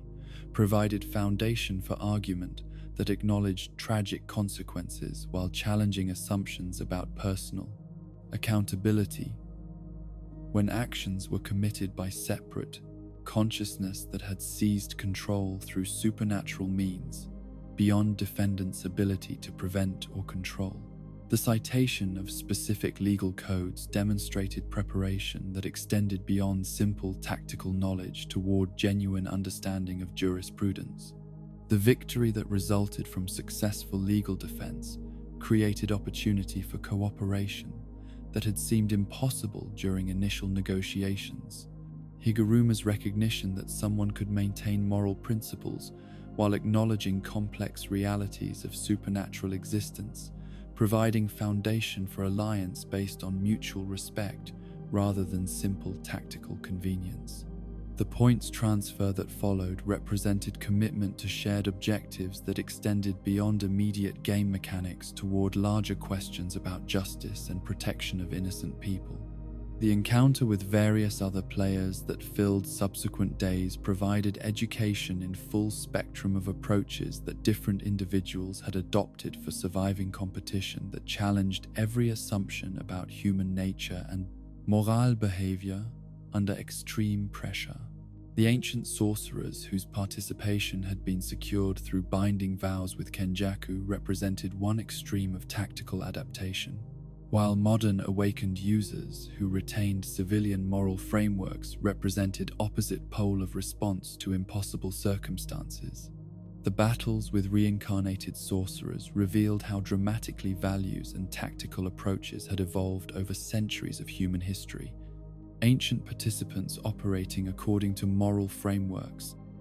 that prioritized individual strength and personal achievement over collective welfare or protection of non-combatants in ways that created fundamental incompatibility with contemporary ethical systems. The casual violence that characterized their approach to problem-solving demonstrated how completely their worldviews differed from modern understanding of appropriate conduct even during life-threatening situations. The coordination with other modern participants who retained commitment to protecting innocent people created temporary alliances that provided tactical advantages while serving larger strategic objectives that aligned with institutional goals rather than simple personal survival. Their shared recognition that game mechanics were designed to serve malevolent purposes, creating foundation for cooperation that transcended normal competitive dynamics that such situations might have been expected to produce. The search for Angel that represented primary objective of his participation required systematic exploration of colony territory while maintaining constant vigilance against opponents whose capabilities remained unknown until direct encounter revealed specific threats and tactical challenges that required immediate adaptation rather than predetermined response patterns. The information that Master Tengen had provided about her location was helpful but insufficient for navigation of environment where spiritual pressure and supernatural influences could mask or distort normal methods of detection and tracking. The encounters with curse users who had embraced violence as solution to moral problems revealed spectrum of responses that different individuals had developed for processing supernatural awakening and forced participation in deadly competition, some maintaining essential humanity, while others had abandoned conventional ethical frameworks in favor of approaches that prioritized effectiveness over moral consideration. The variety of such responses provided ongoing education in how extreme circumstances affected human psychology and decision-making processes. The tactical evolution that occurred throughout extended period of game participation reflected accumulation of experience and knowledge that could only be gained through direct exposure to combat scenarios that exceeded anything that academic training could safely simulate, each encounter providing lessons that informed subsequent engagements while building confidence that was based on demonstrated capability rather than theoretical understanding. The growth that resulted was purchased through constant danger, but proved essential for addressing increasingly sophisticated opponents. The intelligence gathering that accompanied active participation revealed scope and complexity of Kenjaku's planning, while providing insights into objectives that extended far beyond simple elimination of Jujutsu Society's Kenjaku's planning. Leadership toward fundamental transformation of human consciousness and social organization, according to principles that prioritize supernatural evolution over individual welfare or species survival in recognizable form. The systematic nature of such planning suggested opponent whose capabilities and resources exceeded anything that conventional resistance could hope to counter through direct confrontation. The alliances that formed among participants who retained commitment to protecting civilian populations created network of cooperation that transcended official institutional structures, while serving objectives that aligned with traditional Jujutsu values despite operating outside normal administrative oversight and legal frameworks. The trust that such cooperation required was built through shared danger and demonstrated commitment to principles that extended beyond mere personal survival or tactical advantage. The progression through game mechanics that governed point accumulation and rule modification provided education in how supernatural systems could be manipulated to serve constructive purposes when approached with sufficient understanding of underlying principles and careful coordination among participants whose objectives aligned with broader goals rather than simple competitive success. The strategic thinking required for such manipulation demanded consideration of long-term consequences rather than immediate tactical advantages. The preparation for eventual confrontation with game's true architects required accumulation of resources and capabilities that would be adequate for addressing threats that operated on cosmic scale while maintaining human connections and moral frameworks that gave meaning to whatever sacrifices might ultimately be required for successful resolution of crisis that threatened continuation of civilization itself. The balance between individual development and collective preparation represented ongoing challenge that required constant adjustment and recalibration. The recognition that his participation in culling games served dual purpose of preventing immediate catastrophe while building foundation for addressing larger threats that had not yet fully manifested, provided context for understanding how individual choices and tactical decisions contributed to broader narrative about protection of human values against forces that sought their elimination through transformation or destruction. The responsibility that accompanied such recognition created motivation that transcended personal concerns, while remaining grounded in commitment to specific people whose welfare provided concrete foundation for abstract principles. The young man who emerged from this extended period of survival and growth was someone whose understanding of power, responsibility, and human connection had been refined through experiences that challenged every assumption, while providing practical education that no institutional program could have duplicated, his development representing synthesis of moral education and tactical necessity that would prove essential for addressing final challenges that awaited resolution through means that remained uncertain, but whose stakes were clearly defined. through accumulated experience of loss and determination to prevent additional tragedy. The 24th of December arrived with crystalline clarity that seemed to herald either divine intervention or apocalyptic conclusion. The winter morning, casting Shinjuku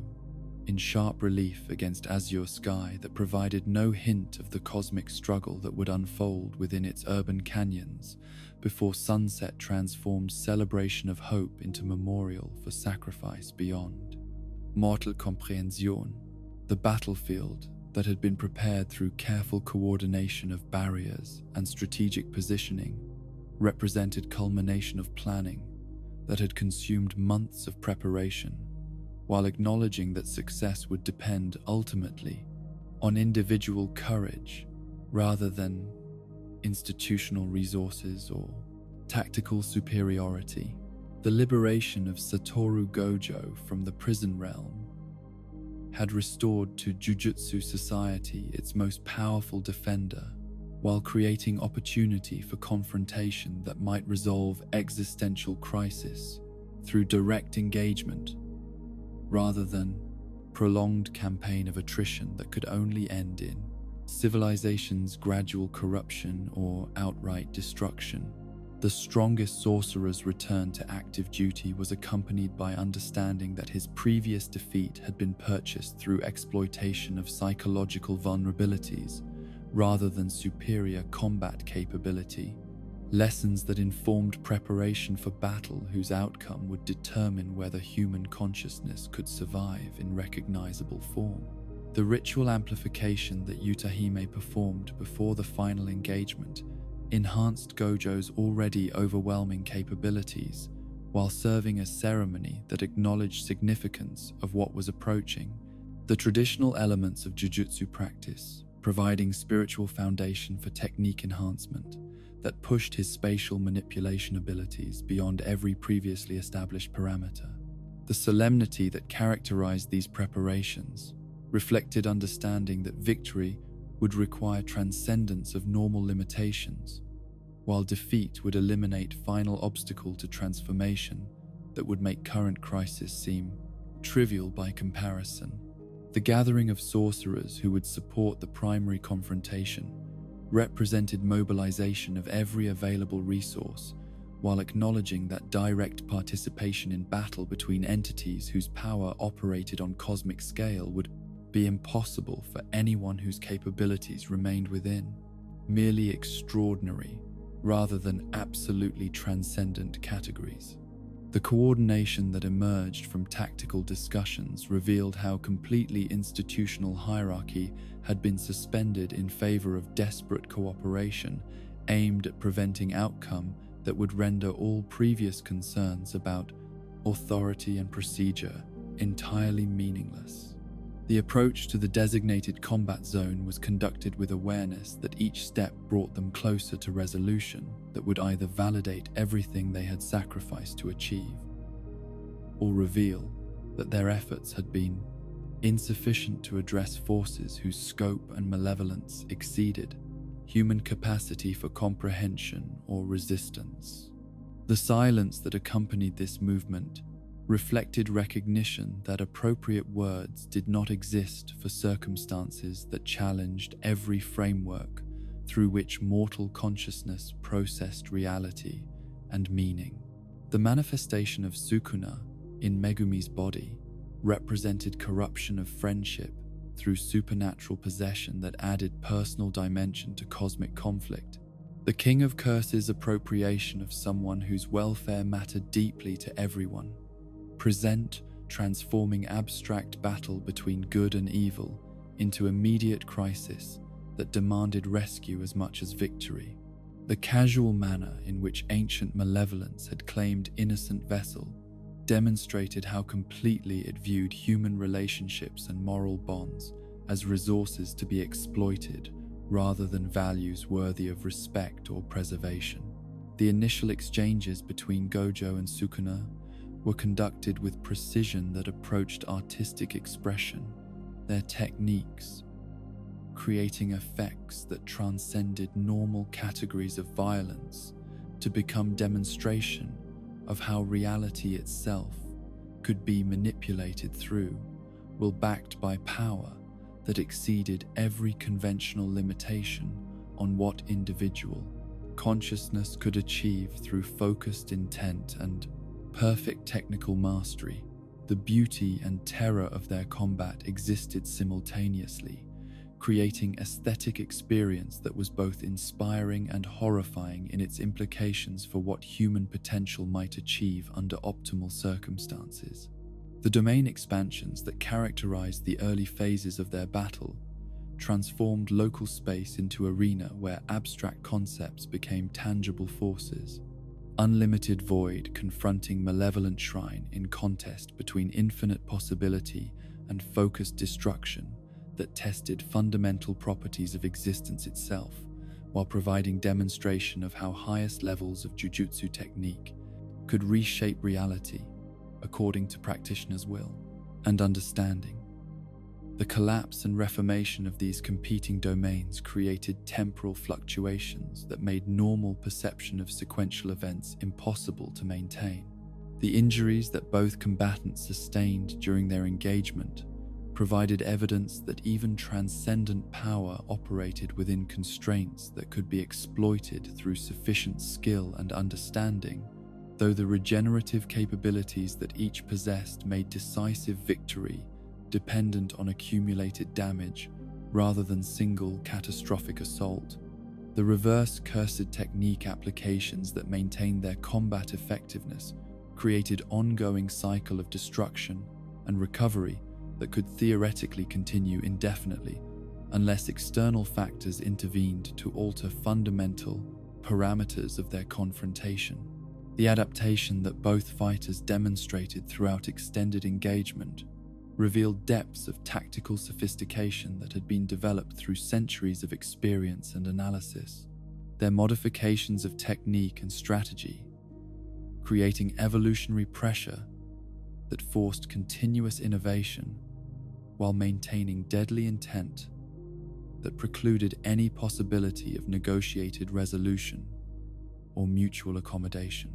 The intelligence that informed such adaptation was both mathematical and intuitive, requiring integration of analytical capability with creative insight that few minds could sustain under combat conditions. The manifestation of additional shikigami that Sukuna deployed to create numerical advantages transformed individual combat into complex tactical scenario, where spatial positioning and timing became crucial factors in determining moment-by-moment tactical advantage, each summon representing strategic resource that could be deployed to create opportunities, while requiring defensive attention that limited options for offensive initiative. The coordination between main combatant and supernatural assistants demonstrated level of control that exceeded normal understanding of how cursed techniques could be applied simultaneously. The 10 Shadows technique that had been stolen through possession of Megumi provided Sukuna with capabilities that had been developed specifically to counter Gojo's spatial manipulation abilities. The irony of using defensive techniques as offensive weapons, creating tactical complications that required constant adaptation, while serving as a reminder of how completely personal relationships had been corrupted through supernatural influence. The shadows themselves became battlefield, where Megumi's consciousness might still exist despite apparent complete domination by possessing entity. The unlimited hollow purple that served as Gojo's ultimate technique represented culmination of spatial manipulation taken to its logical extreme, the combination of attractive and repulsive forces, creating pure destruction that eliminated matter at subatomic level while requiring computational precision that pushed even Six Eyes' capabilities toward their absolute limits. The preparation and execution of such technique demanded resources that could not be deployed repeatedly without risking permanent damage to practitioners' spiritual and physical systems.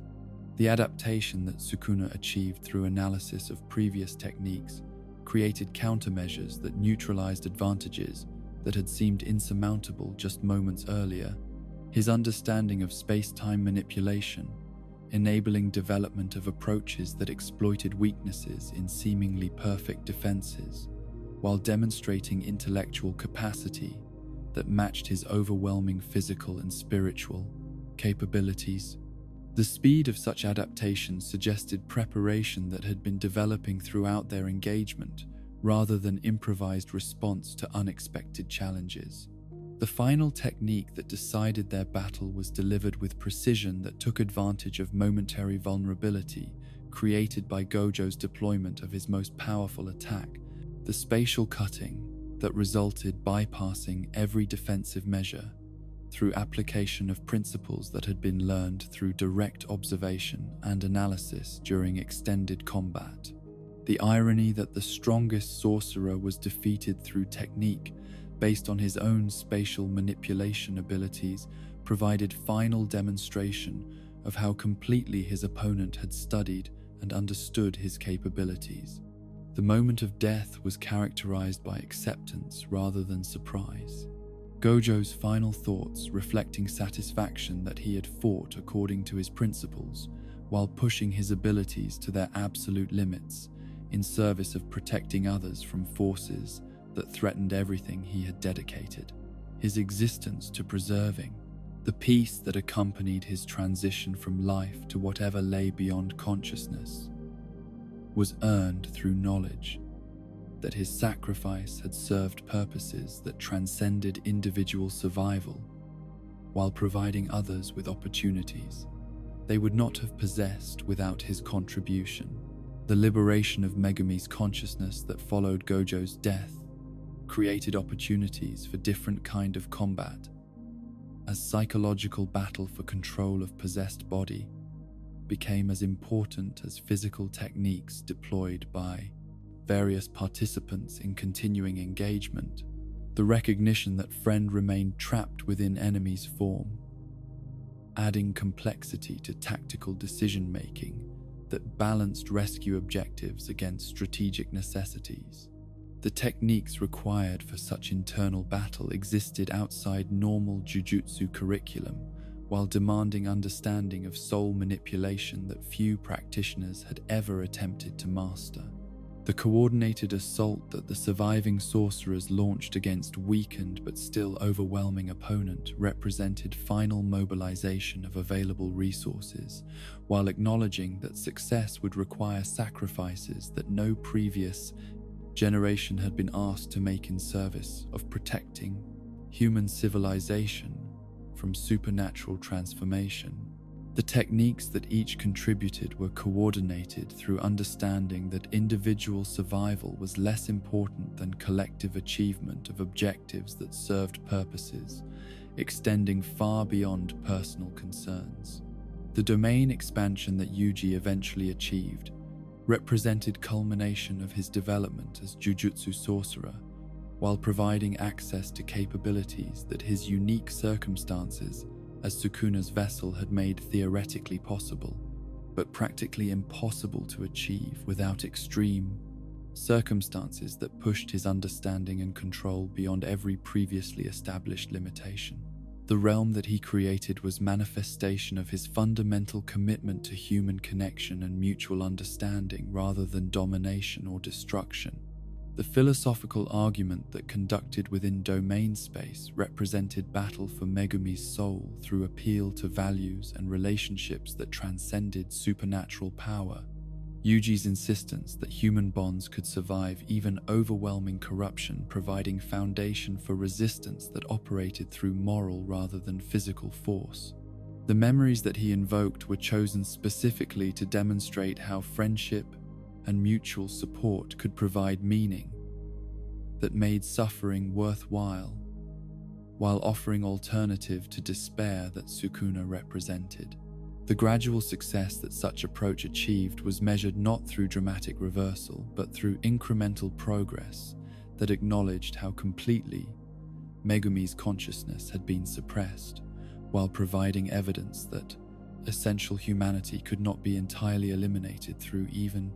the most sophisticated spiritual manipulation. The connection that remained between them despite supernatural interference served as foundation for recovery that operated through restoration of identity rather than simple liberation from external control. The final sacrifice that Yuji made to ensure his friend's complete liberation represented acceptance of mortality in service of values that had guided his development since childhood, his willingness to die for someone else's welfare, providing culmination to character arc that had begun with simple desire to help others and evolved through supernatural circumstances toward ultimate expression of selfless love. The peace that accompanied this decision reflected understanding that some victories could only be achieved through complete surrender of personal interest in favor of others' welfare. The technique that accomplished this final separation was developed through combination of everything he had learned about cursed energy, manipulation, and soul structure, his unique position as vessel providing insights that no conventional Jujutsu education could have imparted, while his moral clarity, providing motivation that made impossible achievement seem natural consequence of principles that had been consistently applied throughout his development as both sorcerer and human being. The restoration of Megami's individual consciousness was purchased through Yuji's spiritual dissolution, though the connection that had been forged between them through friendship and shared trauma ensured that something essential would survive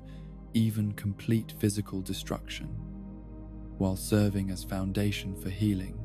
that would require time and support from others who understood significance of what had been preserved through such ultimate sacrifice.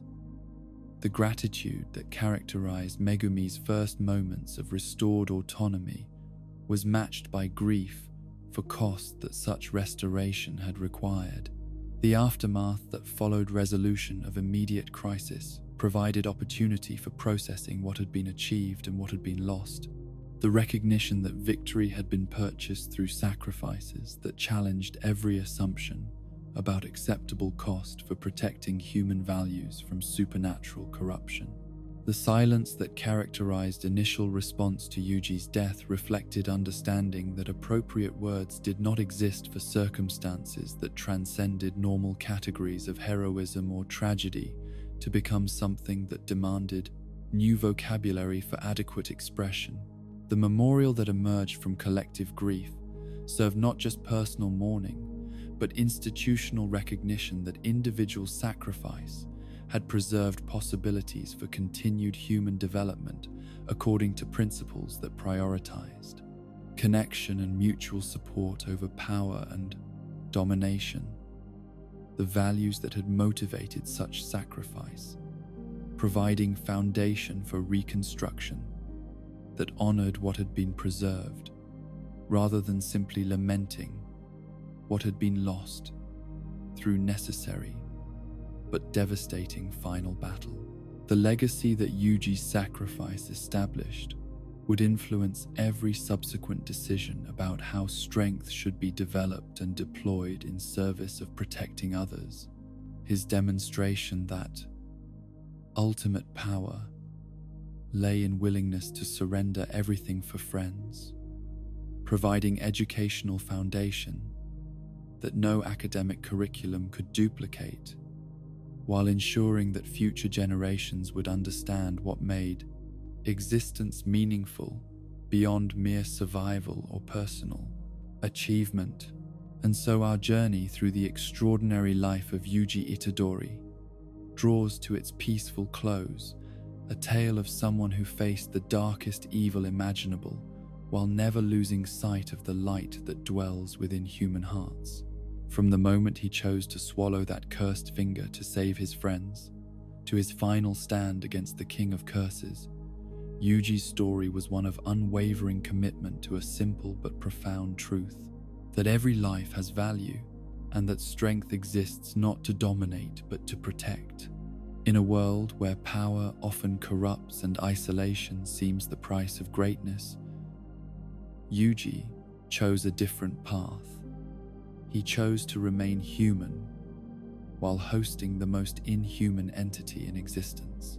He chose compassion over hatred, understanding over vengeance, and love over power. His legacy lies not in the curses he exercised or the battles he won, but in the lives he touched and the hearts he changed, simply by being willing to suffer for others.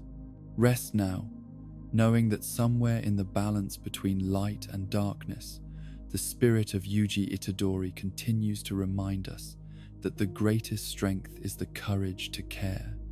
and that even in our darkest moments, we are never truly alone.